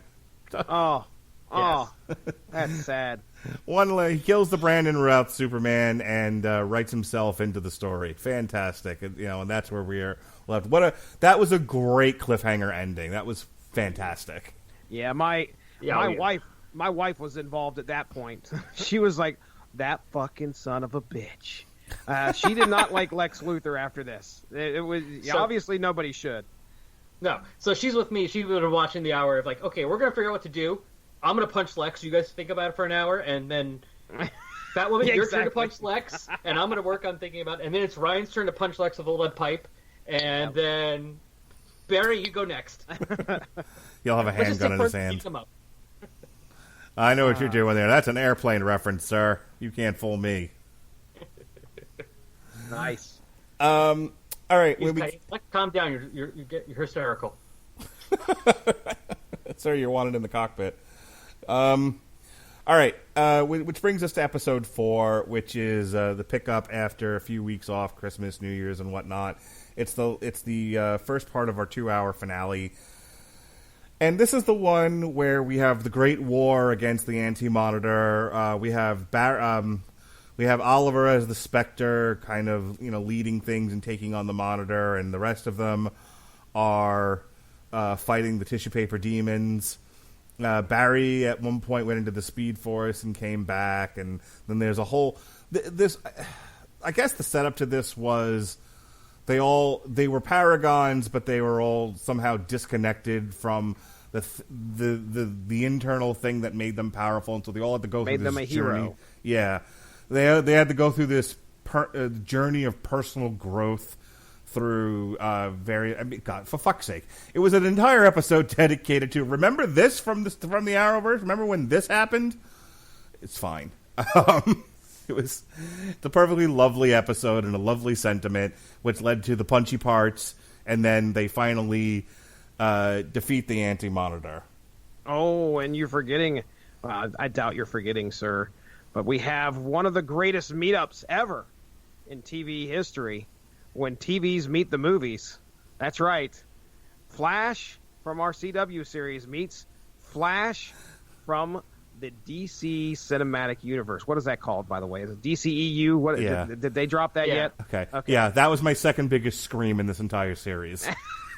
And it was hilarious, too. It was funny. Yeah.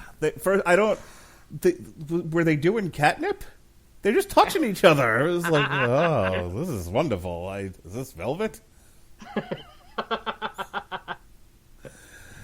It was see, and I was the opposite in that one. I saw that one, I went, oh good, it's that guy.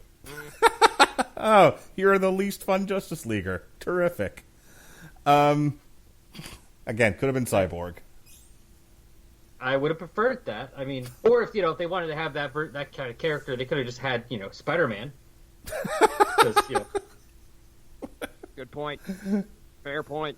I mean, basically, that Barry Allen is Spider-Man. He's more Spider-Man than he's Barry Allen. Yeah. It's a lot of criticism of the DCEU here. Yeah, Flash is my least favorite thing of that movie. It's fine. It's all fine. Poor Zack Snyder. I haven't watched Justice League. That's been out for how many years now? I still haven't watched that. And you're missing nothing. I read comics for a living, ladies and gentlemen. Well, not for a living. I was going to say, wait, how do I get this job? It is my life, it seems like, anyway. So I guess that's right. I love that scene. It was fun to connect them because I think a lot of people are like, it feels like the television universe or older movies are all now connected to this thing, but the DCEU, isn't connected to anything. That's not as fun. And it was a very fun moment. It was, like I said, there's a lot of fan service here with this series, and oh god, yeah.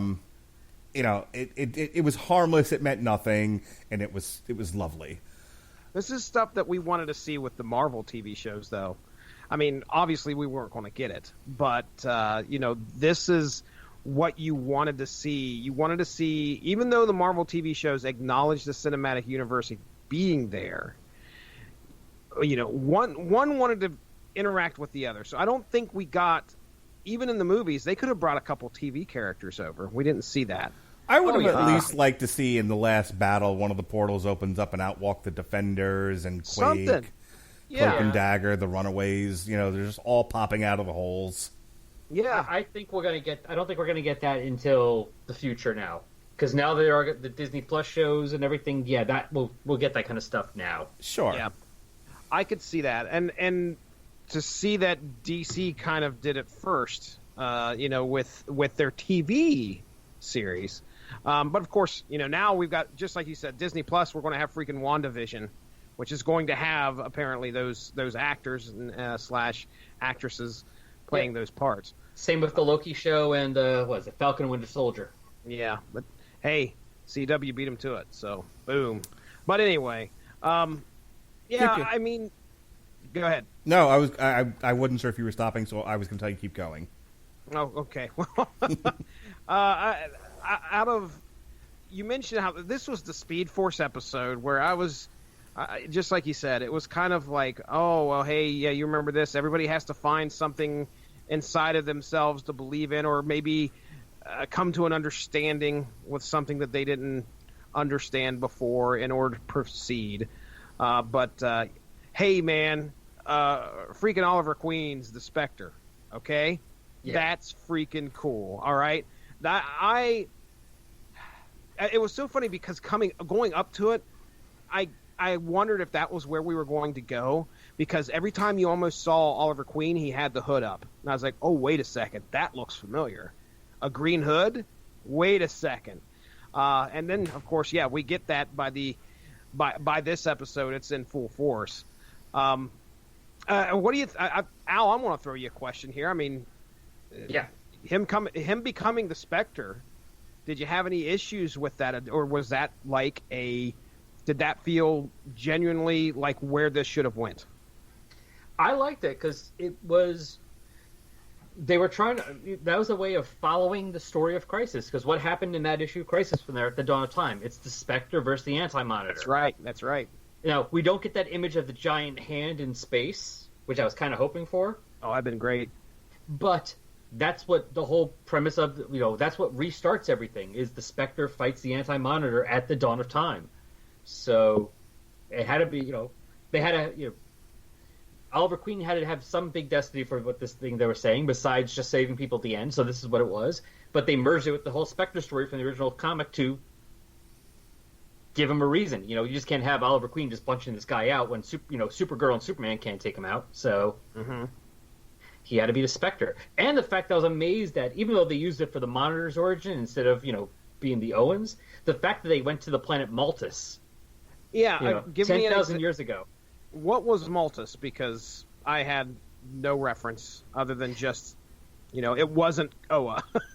In the comics, Maltus is basically if I'm getting this right, Maltus is the planet that the people come from who became the Guardians of the Universe. Oh, okay. All right. So this is prior to Oa being established.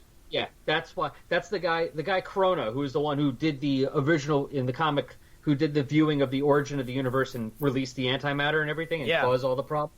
He was that's why he's a big blue guy. He was just one of the Owens before they ended up becoming the Guardians and becoming the little Smurf, little blue Smurfs. Okay.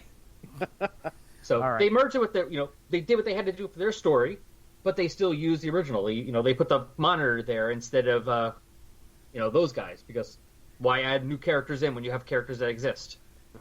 It's the same reason they made Nash Wells Pariah instead of just using making Pariah original character. We already have somebody. Let's just merge him with, it's a lot of merging. Yeah. It's a lot of Omeglum stuff going on. So let's match this guy up with this guy and have him play that part. We're 4 parts into this, Al. You've read all 12 issues of Crisis. How well is the show tracking against the comic? Not bad, actually.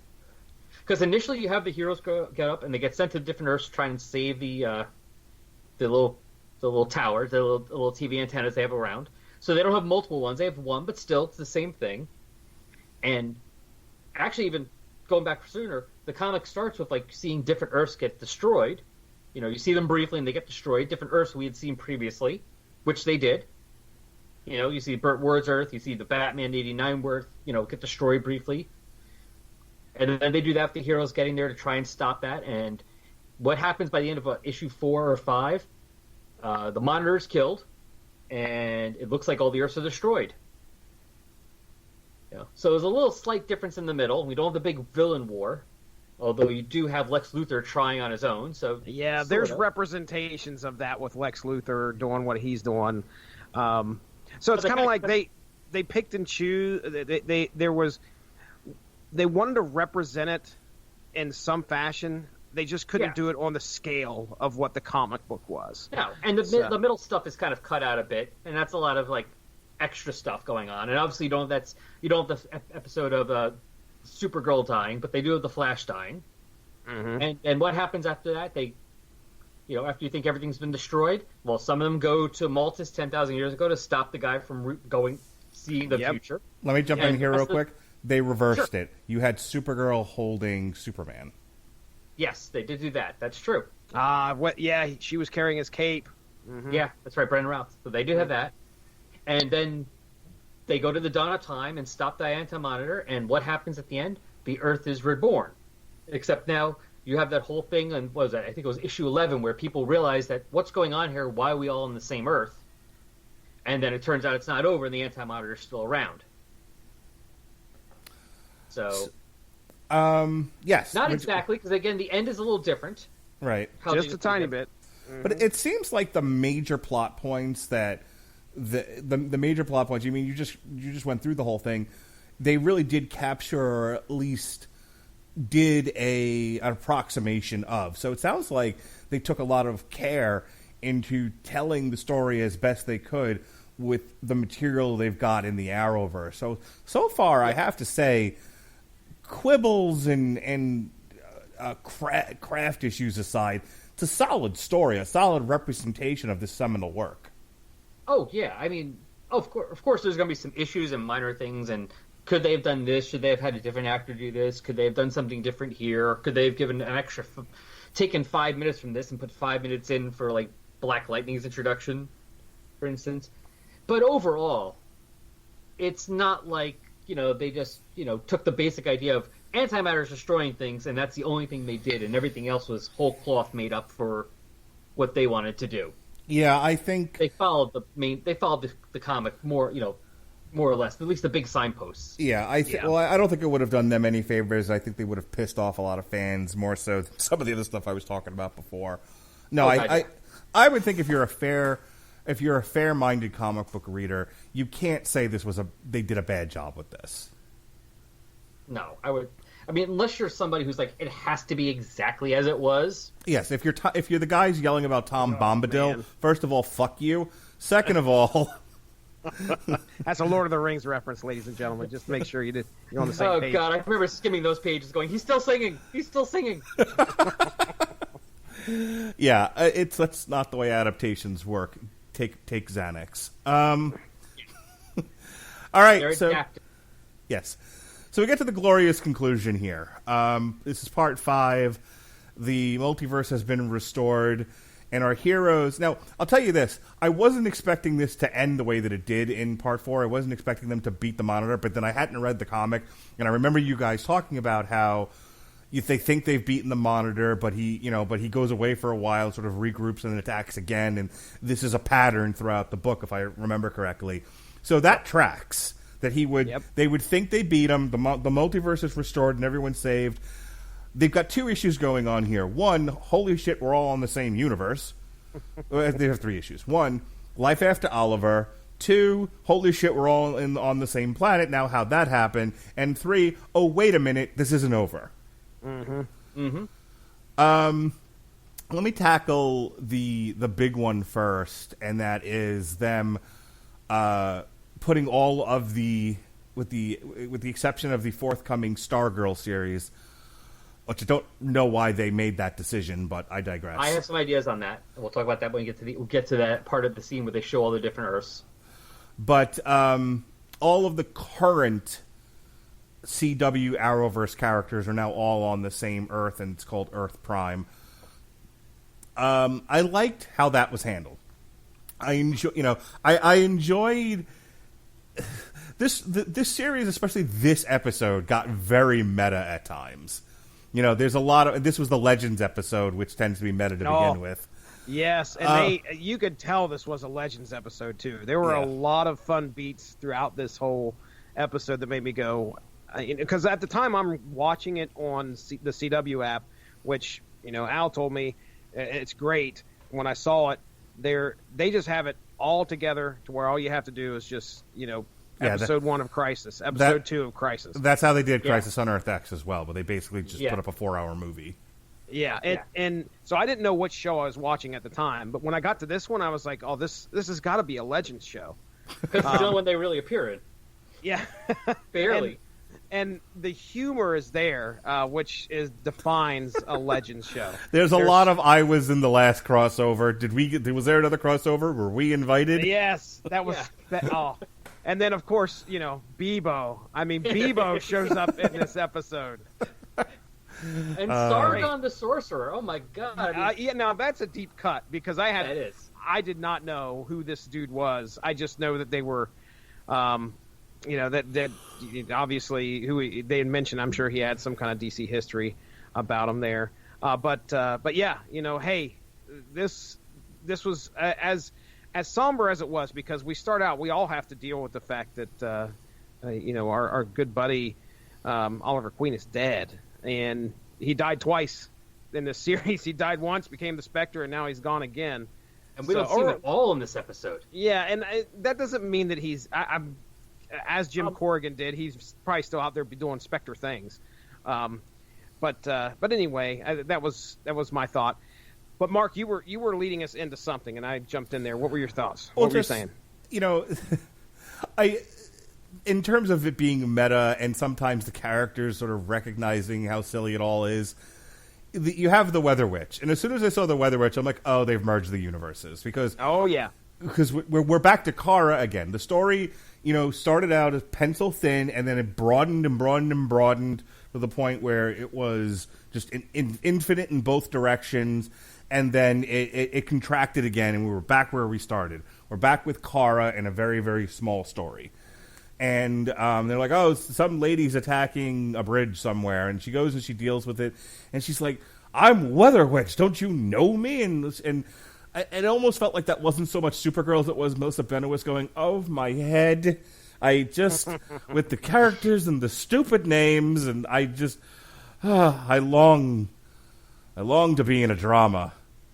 Someone get me Adam Driver's agent. I want to be in a Marriage Story. Two. And that's how she delivers that whole performance, and I loved it. I ate it up. And then there's cooler than the other side of the pillow, Grant Gustin, who comes in and is like, hey, is one of mine, what's going on? I play jazz music.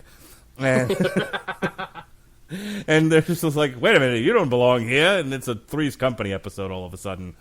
And they deal with that. And then the other thing I loved, which it's handled seriously enough, but it on another level, at least the way I was reading into it, it was very much the writers going, we don't have time to re-explain 4 episodes of television to these characters who in the narrative don't know what happened, so fuck it. John touches you and you are caught up. That's right. That is exactly right. That so occurred to me when I was just like, well, he could just do this to everybody he wants to, and just like, here you go. All right, here's the memories. All right, wandering through the narrative, just doing plot dumps. Oh, I'm currently looking at the selfie, by the way, that the Atom took while Bebo was behind them. Pretty funny. All right, go ahead. Great. Oh, wrong time? All right. Never mind. So I enjoyed all that. Skipping ahead, they deal with the Bebo thing. I love the Bebo callback. That was fantastic. Big fan. And then they brought back the Hall of Justice from Crisis on...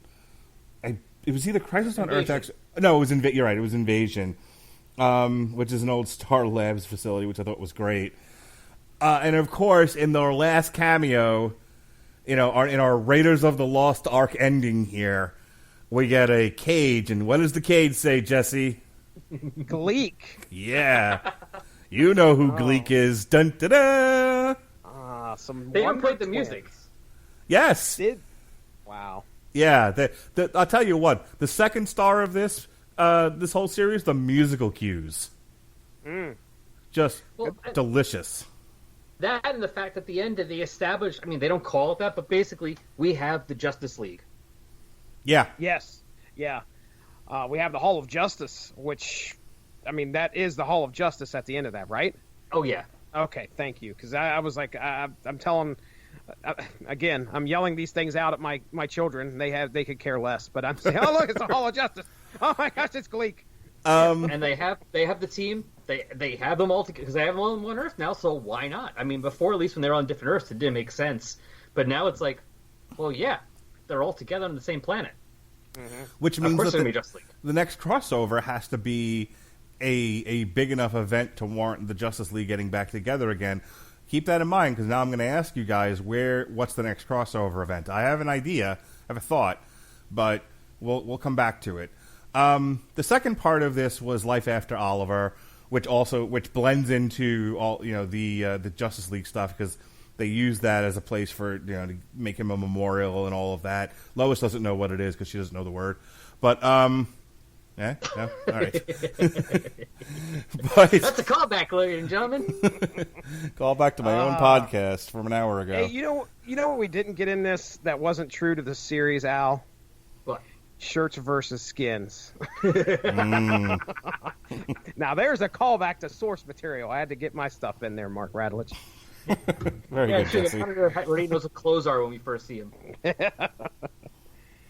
All right. But there's a lot. This being the Legends episode, and let me say this: Katie Lotz deserves everything she gets. She's great on Legends. She had a great run on Arrow. This is, and so people understand what I was trying to say before.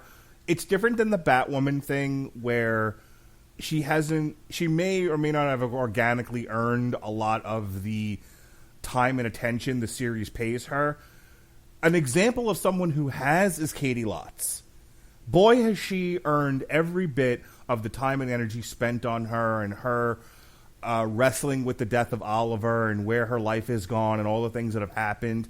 And I'm glad they used the time to kind of focus on her story. What did you guys think of the old White Canary there, Katie Lotz? Oh, I love her, and yeah, no, I agree 100% on everything about her. Yeah, she is, and it's smart that she is the one out of Legends that basically was in the entire crossover, and that the focus of this episode was on her. I love the fact that when they were fighting Bebo, I mean, again, she's another ninja, but where I think she found her niche in the show and as a character is being a tactician. You know, I remember thinking about the one Justice League comic that we read, Jesse, where it's just Batman, Superman, and Wonder Woman just arguing over who should be in the Justice League. Yeah. Mm-hmm. And they're talking about, I think it's Hawkman there, and someone refers to him as a tank. You know, yeah. and it plays into a lot of what's talked about in like Supergirl, where, you know, Kara's not a tactician. She leads with her heart, which is a big theme of that show, where, you know, she is love and she is hope and she is heart, and it often breaks through virtue of, you know, her one true love being sent away and these things that happened to her, and, you know, she just went through another breakup, this time with Lena Luthor. So, but she's a character that is often a giant bomb, a big bullet that has to be pointed in a direction. Same thing with the Flash in a lot of ways. He's talked about this, like, you know, when he's mentoring XS or he was mentoring Kid Flash, he talked about how he sucked in the beginning. He didn't know what he was doing. And if it hadn't been for Cisco and Caitlin and whatever version of Wells was roaming around at the time, he would have never have succeeded despite all of his great power. So it was nice to see that element kind of brought into it, where it's like, put the heroes out there that can do stuff and let the people who are, you know, true leaders and tacticians do that, instead of having, you know, you have the all-powerful super being, and next to him is the gal who hits people with bats. Like, not tremendously effective is my point. You know, it's just, he has a better role. You see what I'm saying, Al? Yeah, well, that goes to the fact of anything with the Justice League. It's like we got Superman who could fly and do all that stuff, and Wonder Woman, and Green Lantern, and there's Batman. Yeah. I'm going to throw a Batarang at it. Right. Heat Vision do it. Wonder Woman Super Strength didn't do it. Green Lantern's Power Ring didn't stop it. We throw a Batarang. Yeah. I'll throw a rock at him. Like, what do you know? Didn't work. That's a shocker. Right. Batman's Try a second function. Batarang. Batman's function was as was best in those situations as the lead, you know, the tactician or somebody figuring out what the weakness was and then sending the tanks in to deal with it. Oh yeah, that was one of the strengths of the Grant Morrison run. I thought was that Batman's main role was to figure shit out and tell people things, not to be the guy running around beating everyone up. And you know, although I did like how, if you ever watched Batman Brave and the Bold, they kind of played with that a little bit. And like, Batman was basically the greatest hero in the universe. Well, that's Brave and the Bold for you.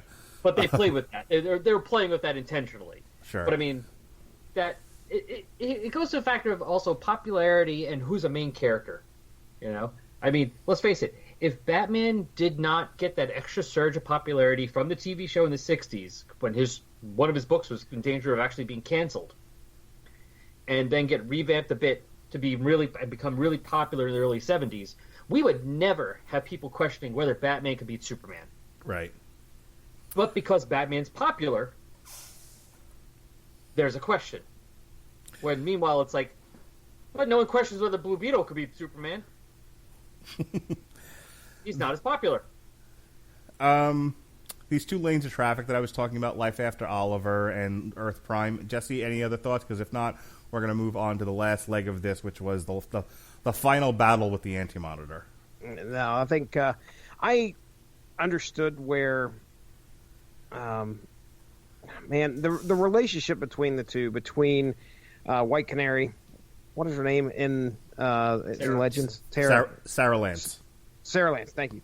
And and Arrow, that might have actually been kind of lost on me just because I didn't watch any Arrow.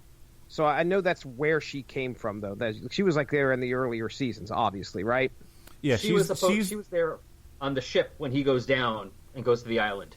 Yeah, he killed her, basically. So I'm completely lost. I just could tell, obviously, they got it across that they had a history and she respected him a lot. That's sprinkled throughout the whole 5 episodes that we get. So I don't really have much else to say on that other than, hey, I get it. She was obviously upset that Oliver Queen met his maker. And, I remember when watching everybody kind of say their last goodbyes to his suit, I was like, I wonder if she's going to be the last person to say something. And she was. So I think that was fitting. Yeah. Yep. All right. I agree. Al, how did they handle the final battle with the Anti-Monitor? Comic accurate or nonsensical bullshit? Well, it wasn't. I don't know if it's nonsensical bullshit, but it was definitely not comic accurate. Comic accurate. I mean, for one thing, they don't have the original. The comic ends up with everyone fighting him, thinking he's defeated, going back home, and the only one left is basically the original, version of Superman from the 1938 version, and he stays and finally beats the crap out of him. They didn't have that version of Superman. None of the versions of Superman they had were that version, so they couldn't be. So I guess they had something different. I mean, they at least done something completely different. They didn't just replace them. They didn't just replace the character of somebody. They actually tried to find a different solution. I'm not sure. I didn't have a chance to think about enough yet how I feel about that part. It was different. Well, that's what I was asking. Their solution is to have him in a forever shrinking situation. Was that out of the comics, or was that wholly invented for the show? Wholly invented. Okay. Yeah. I like the idea. I think it opens up possibilities now that they've mentioned the microverse. It opens up possibilities of what they can do with that universe. I can tell you, that's actually pretty cool. I can tell you that at one point when they're trying to figure out what to do with the Anti-Monitor, somebody suggests to throw him into the sun, which actually happens in the comic book. Yes. And the exact reaction that Pariah, or no, it wasn't Pariah at the time, it's Nash, the exact sentence that he says is like, what are you going to do? If you do that, it's going to create a reaction that's going to destroy this universe. Is that what you want to happen? Well, that's exactly what happens in the comics. He flies into the sun, and there's this huge reaction where the the antimatter universe starts to basically dissolve and destroy, get destroyed. So it's kind of like they took that and they paid homage to that. There was during the final battle, in regards to that, there's a very similar thing that happens in the Death of Supergirl issue, where he has Superman in his hands, if I remember correctly, and Supergirl just goes flat out at him. And were you thinking, Al? I don't know if you were or not, but I was thinking there was just a smidgen of a possibility that we might see her die, because when she flies flat out at him, that's almost exactly what happens in the comic, where they battle. And because there's this huge explosion after she hits him, which there's some other stuff that happens in the book, but regardless, the end result of her doing that is her death. I thought that's what they were at least alluding to a bit, like they were going to allude to that Supergirl battle, but obviously they weren't going to do it at that point. Oh yeah, man! When she's going straight at him, and then it's Adam who shows up immediately, like, hey, he immediately, I think, shrinks Superman down, and then he throws the shrinking bomb at him. So it's kind of like, that's where they were alluding to it, and it kept me on edge. It's like, oh man, she might actually die. I remember showing my daughter, who watched like the first 3 episodes. I was like, hey, check out the cover of this issue right here, and of course it's Superman holding Supergirl, and I was like, that doesn't bode so well, does it, Kira? And she kind of like, no, it doesn't, but they obviously weren't going to do that. They weren't going to kill off Supergirl. So, I mean, as far as the The Anti-Monitor was huge. That the battle took place in the Anti-Monitor or the Antimatter universe, though, which we kind of already have. He doesn't show back up on Earth in the book, does he, Al? No, in the comic, remember what it was is that he had brought the Earth to the Antimatter universe. There we go. So yeah, all right. But that's why he got thrown into a sun there, because it was the Antimatter universe sun, so it didn't matter. He didn't want to do that in the. Now, see, the one big thing, the one glaring, I guess you would say, absence in this compared to the book, Alexander Luthor. Exactly. And I thought they were going to do something like that with Lois and Clark's kid. Yep. And none of that happened. No, they could have kind of just. They could not have like still it was done the necessary. No, they could have still done the part of like having recreate the scene of like Superman's origin, setting him off, but they could have just had, oh yeah, he landed right here, we got him, no worries. Mm-hmm.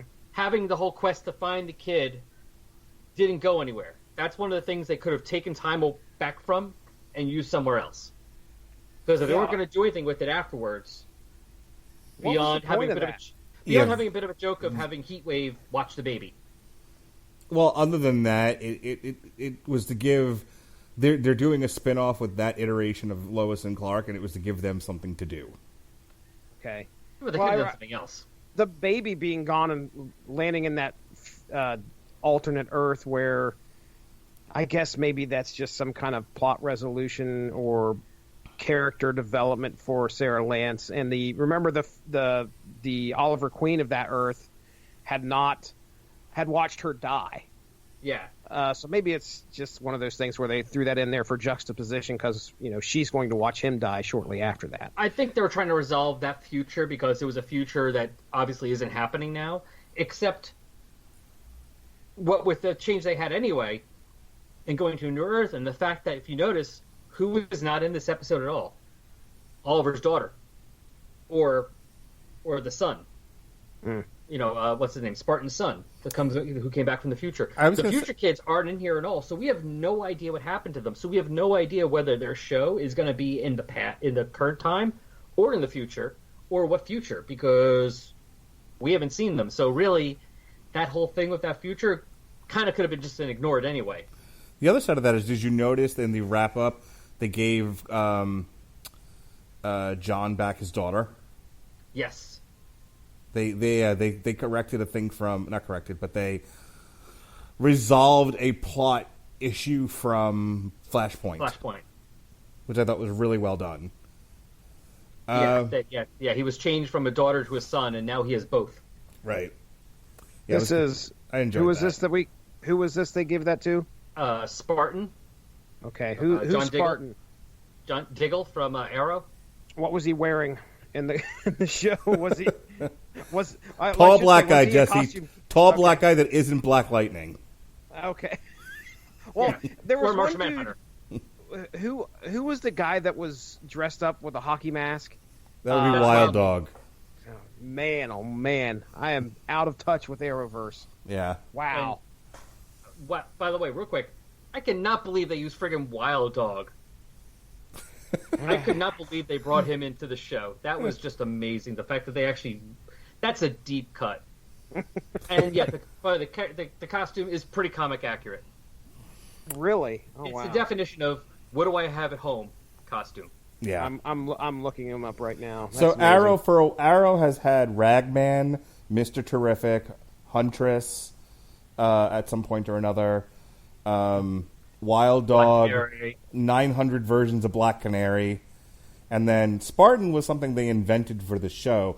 Spartan was brand new, yeah. Yeah, there was rumor going around that this was going to bleed into John Diggle becoming John Stewart and becoming a Green Lantern, but that obviously didn't happen.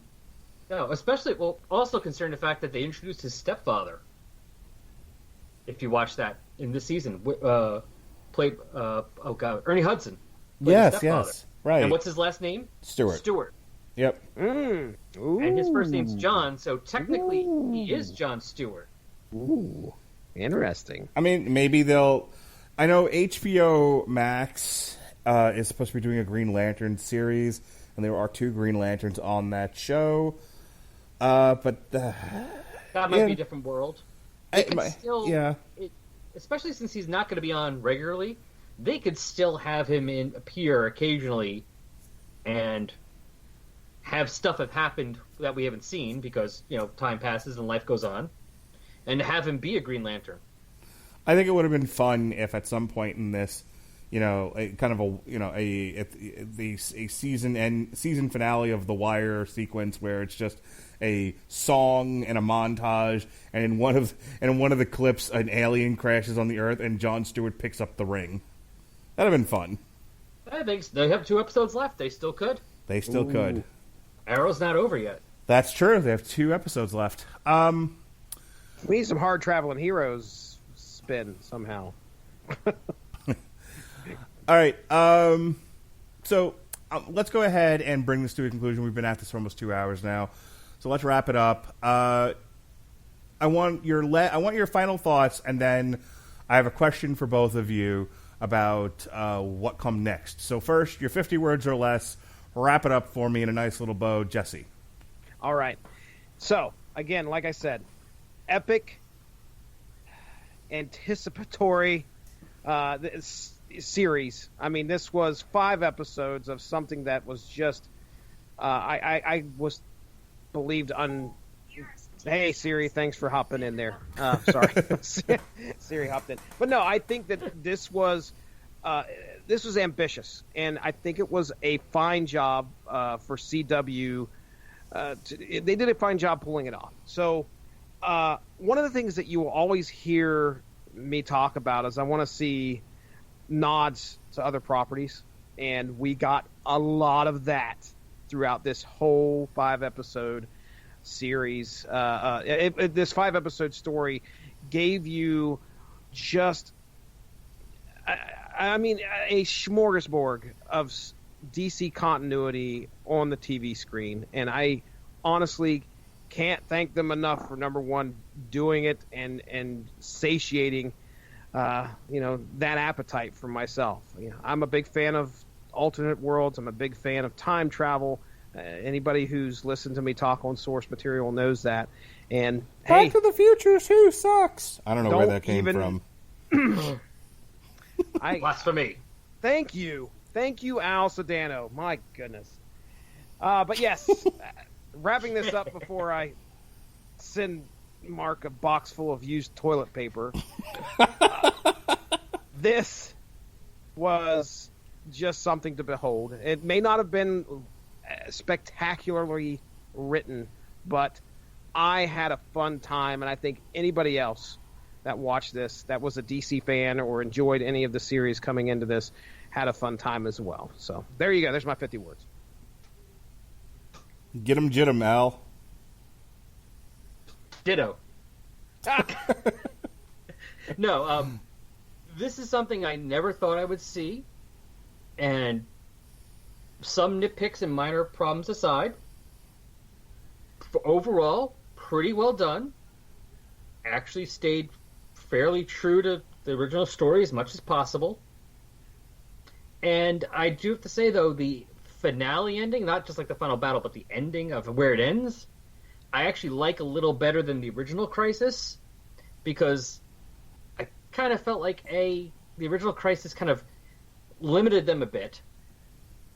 Now everything was on one world, and they kind of didn't seem like they had a plan afterwards. Everything was kind of confusing afterwards.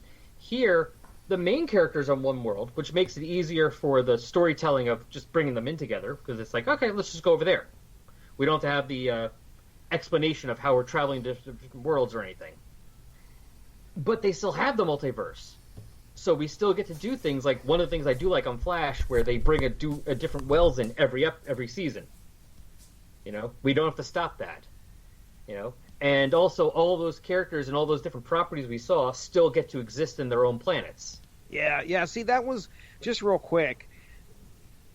At the end of this, at the end of the book, what we're expecting is, if we're going to go by the book compared to this, is that everything was going to be on one Earth. They couldn't have that with this. I mean, they had to be like, okay, well, all our main characters are going to be on Earth, but there's still going to be a multiverse. Now, that is not the case with the book itself. They pare it down to one Earth. At least that was what they tried to do in the book, correct? Okay. I just want to make sure I'm on the right page there. And they also got rid of all the duplicate ones. So the original Superman's gone. Yep. Look at, the original Robin, like the first Robin, he just gets killed pretty quickly. Boom, one panel, he's dead. Mm-hmm. A lot of things. So, this is better because now, that Brandon Routh Superman is still out there on his own planet. I was wondering if we were going to say he was still alive. I was hoping. See it. Okay, yes, that's right. I was a little depressed during the episode, all of that with him, and he's just gone forever. But nope, he's still out there. Yeah.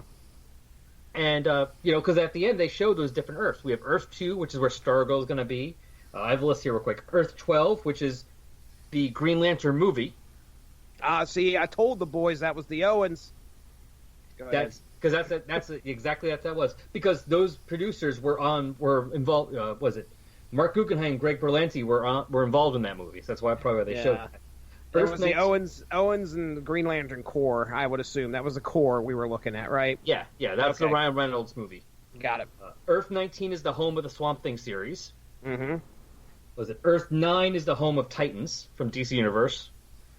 Earth 21 is for Doom Patrol, because as I'm reading there, they said there was, issues, and there was issues between, the Doom Patrol's appearance in Titans and the Doom Patrol series. It doesn't always match up. So now it's no, they're different Earths. Don't worry about it. Okay. And then Brandon Routh's Earth, which is Earth 96. So you can assume all the other ones are back, too. So the Michael Keaton Batman's still out there somewhere. Dick Grayson, Burt Ward Dick Grayson doesn't get to die like this. He at least gets to live out whatever's left of his life. Walking his dog. Exactly. In the circus tent that he was wearing. Holy crimson skies of death!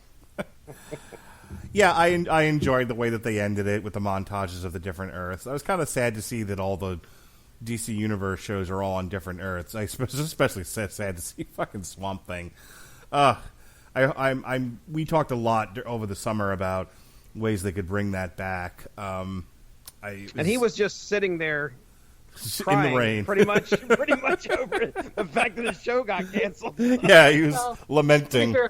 They're only on different Earths until they decide they're not. Sure, right. Absolutely. So if at any point they go, you know what, it makes more sense for Swamp Thing to be on the same Earth as Titan, so we can bring him in, he'll be on the same Earth. Yep, and I'm perfectly okay with that. These are the kinds of things I tend not to make a huge deal over. And did you said you had a question about why Stargirl was on Earth 2, right? Yes, sir. Okay. I'm thinking, because here's the thing. I always have, it was a nitpick, but it always bothered me, for instance, when they would say, oh, the Jay Garrick Flash, the one that, on the Flash, the older Flash that John Wesley Shipp played. Not the Flash from the TV show, but the one that wears the helmet. Mm-hmm. They have him on Earth 3. When initially, Earth 3 was the home of the evil versions of everybody. Earth 2 was the home of the Justice Society. Now they have it. Now it's more like it was DC was before Crisis. Earth 1, or Earth Prime, was the home of the current characters, and Earth 2 was the Justice Society characters, the ones from the 40s. Yeah. And Stargirl is a legacy from the Justice Society. So I'm wondering if they're going with some. That's why I'm wondering if they're doing that. Maybe. That's as good a theory as any. Okay. Just 20 words or less. I loved it. I really had a good time with this. I think on a planet by myself, and I don't have to deal with toxic fandoms, I don't even know if I would have raised an eyebrow at the Batwoman thing. I think I might have been, whatever. I can't get excited about stuff like that. But overall, especially hearing you guys talk then and now about the comic book, I think there was a lot of care, craft, and love in this show, and that makes me appreciate it that much more. I'm excited to see what they do next. I'm thinking Darkseid War, Jesse. Oh, my. Baby Darkseid? Maybe not Baby Darkseid. Oh, okay. All right. As long as we're not going Baby Darkseid. Baby Darkseid must die. That's what the Cosmic Ghost Rider told me. Never go full Baby Darkseid. No. Ugh. Baby Darkseid meets Baby Yoda. I'm thinking they do a some iteration of the Darkseid War.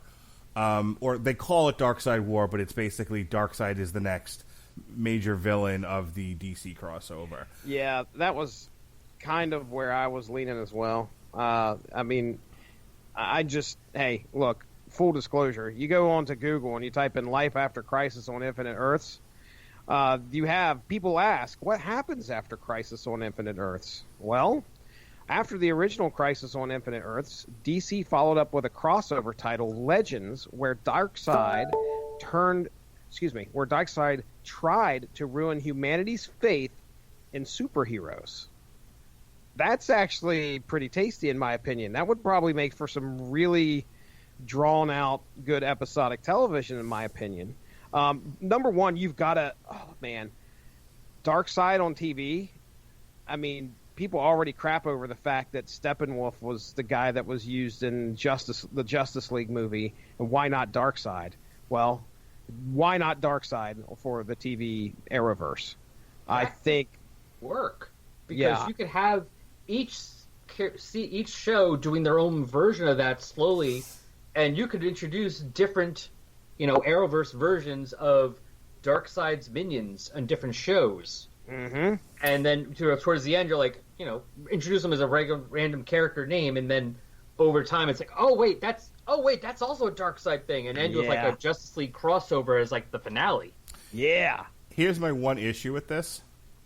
We're going to end up with a Miracle Man series on the CW before we get anything with Zatanna.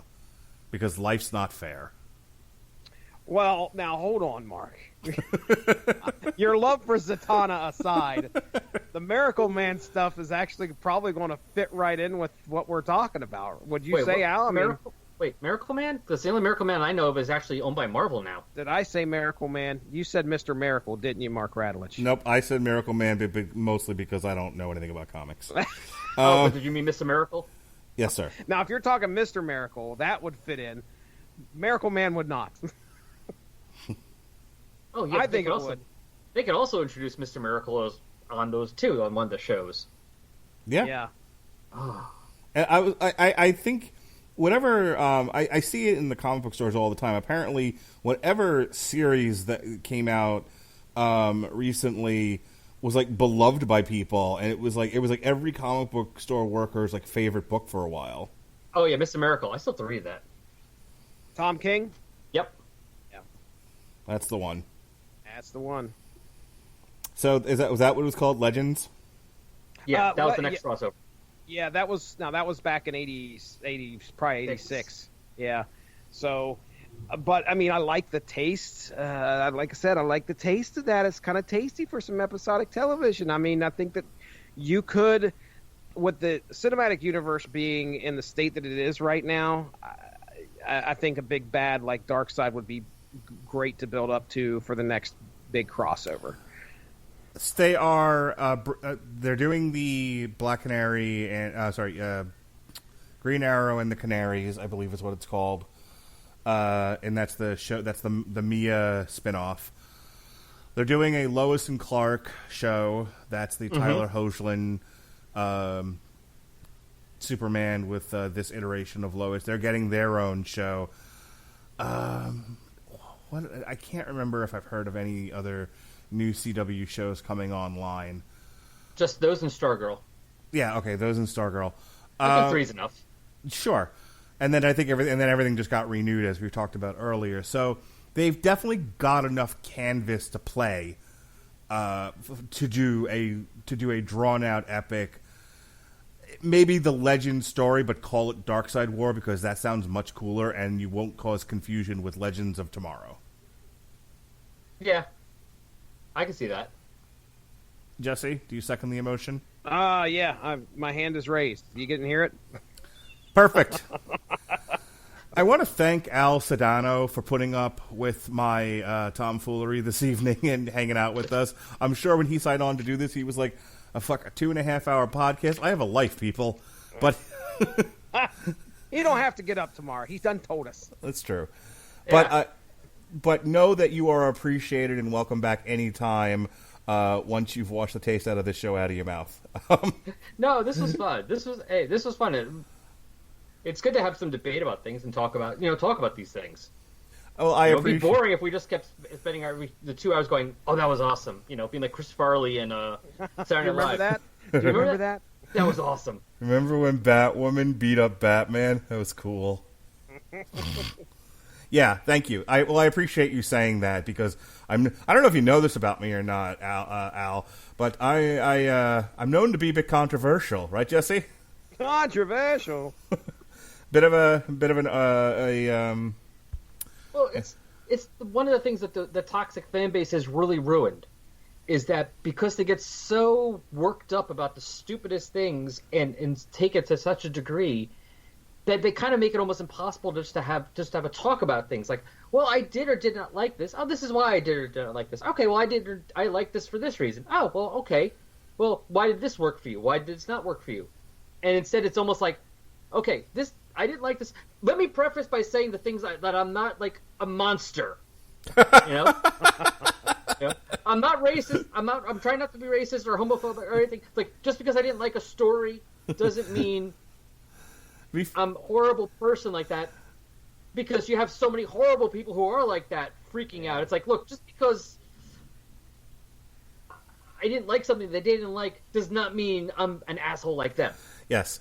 I can just not like something. I don't have to like everything. Before I argue that Batgirl does not deserve the exaltation granted to her, let me first remind the audience I don't hate Jews. Yeah, it's it's that kind of a thing.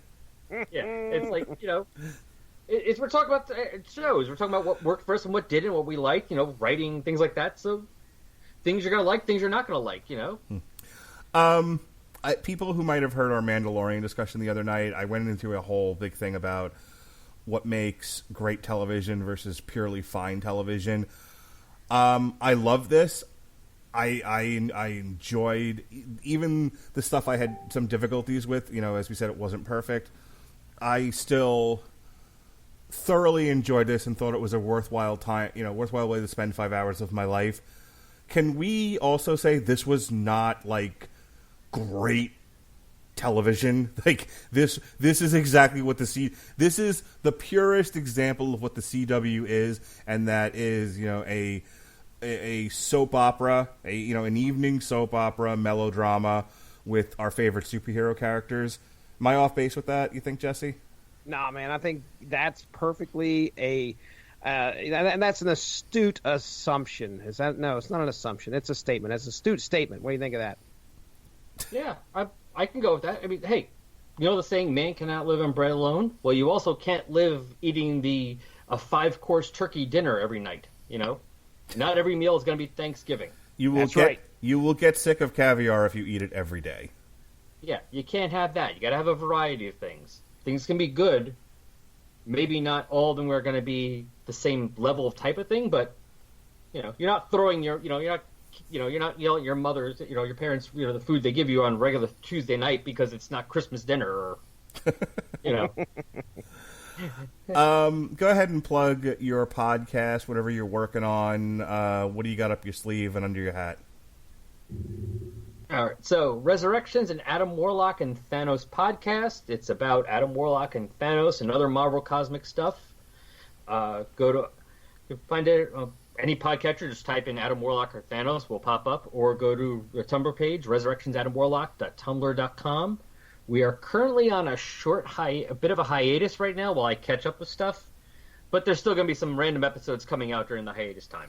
Do you only deal in comics, or do you ever take a break and maybe look at the Silver Surfer cartoon or some shit like that? Oh, we've actually probably get back to it eventually, but we have an episode talking about the Thanos episode of the Silver Surfer comic, and we've done episodes talking about Thanos in the Marvel universe, Marvel Cinematic Universe, and we've done an Endgame episode and an Infinity War episode. Okay, so you do dabble in some of the other stuff outside. It's of the most of the comics, but we do those other things too. Very cool. Occasionally. Jesse, I hear you do a podcast or two.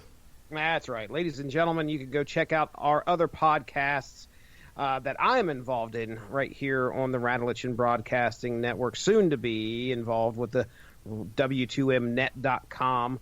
Yeah, I do source material. You could check that out. It is a comic book podcast where we basically just take a story arc from any era, any company, and we discuss what happens in said story arc and talk about our feelings on it and some of the fun little facts that we find out. Also do the Unspoken Issues podcast that you can find right here as well. That is just a fun little time that me and Chris Armstrong have talking about 90s comics. And, hey, we also get readers involved in that as well. Or I should say readers. Readers of the Unspoken Decade Facebook page, I should say. You can go in there and vote what comic that we're going to be talking about. So there's 2 comics that are up. You pick one. The winner at the end of the poll is what we're going to read and discuss on the podcast. Our current polls right now, we have one up dealing in the What If universe. Speaking of Elseworlds, heading over to Marvel, we got the What If. And we have one where is what if the Silver Surfer possessed, I can't remember what the exact title is, but basically just imagine if Silver Surfer kept the Infinity Gauntlet. Okay, I think it's if he possessed the Infinity Gauntlet. And the other What If issue, which is currently running away with the poll, is what if the Punisher had killed Spider-Man? I voted for that one. Did you? Okay. I voted for Silver Surfer. Yeah, I had a feeling I knew where you'd go there, Al. You know what? Fuck you, Al. How about that? No, I'm just kidding. Wait, no, oh my goodness. And then we also have a current one up.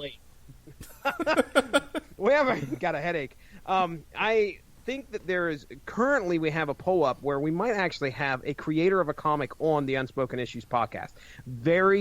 I don't know how big the possibility is. This guy seems very interested in it. But Chris threw up a poll where there's 2 Morbius comics up. One from the Mark, we just talked about the Spider-Man one. Well, we talked about it. It hasn't aired yet.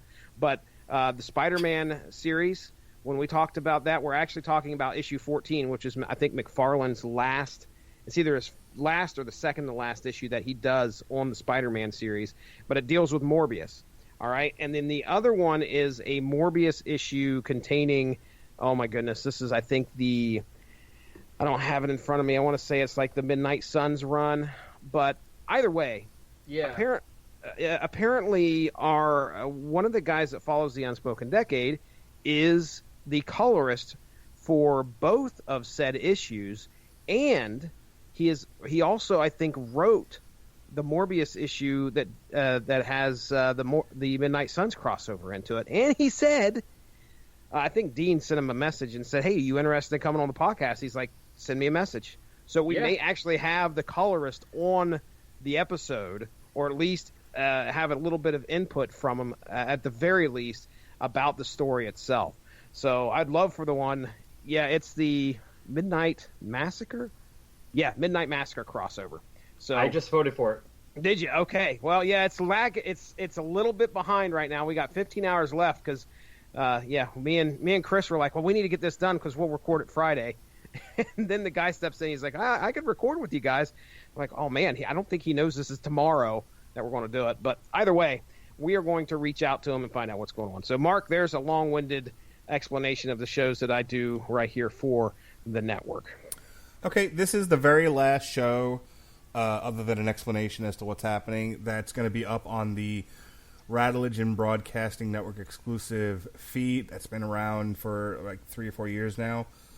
Whenever we switched over from Blog Talk Radio, I'll explain a little bit more in a separate show, just a quick explanation for people. But basically, we are uploading everything directly now to as it happens, so there's no like week-long or whatever delay to W2M. So pull out your podcast app, whatever you listen to podcast on, go to the search function, type W, the number 2, the letter M.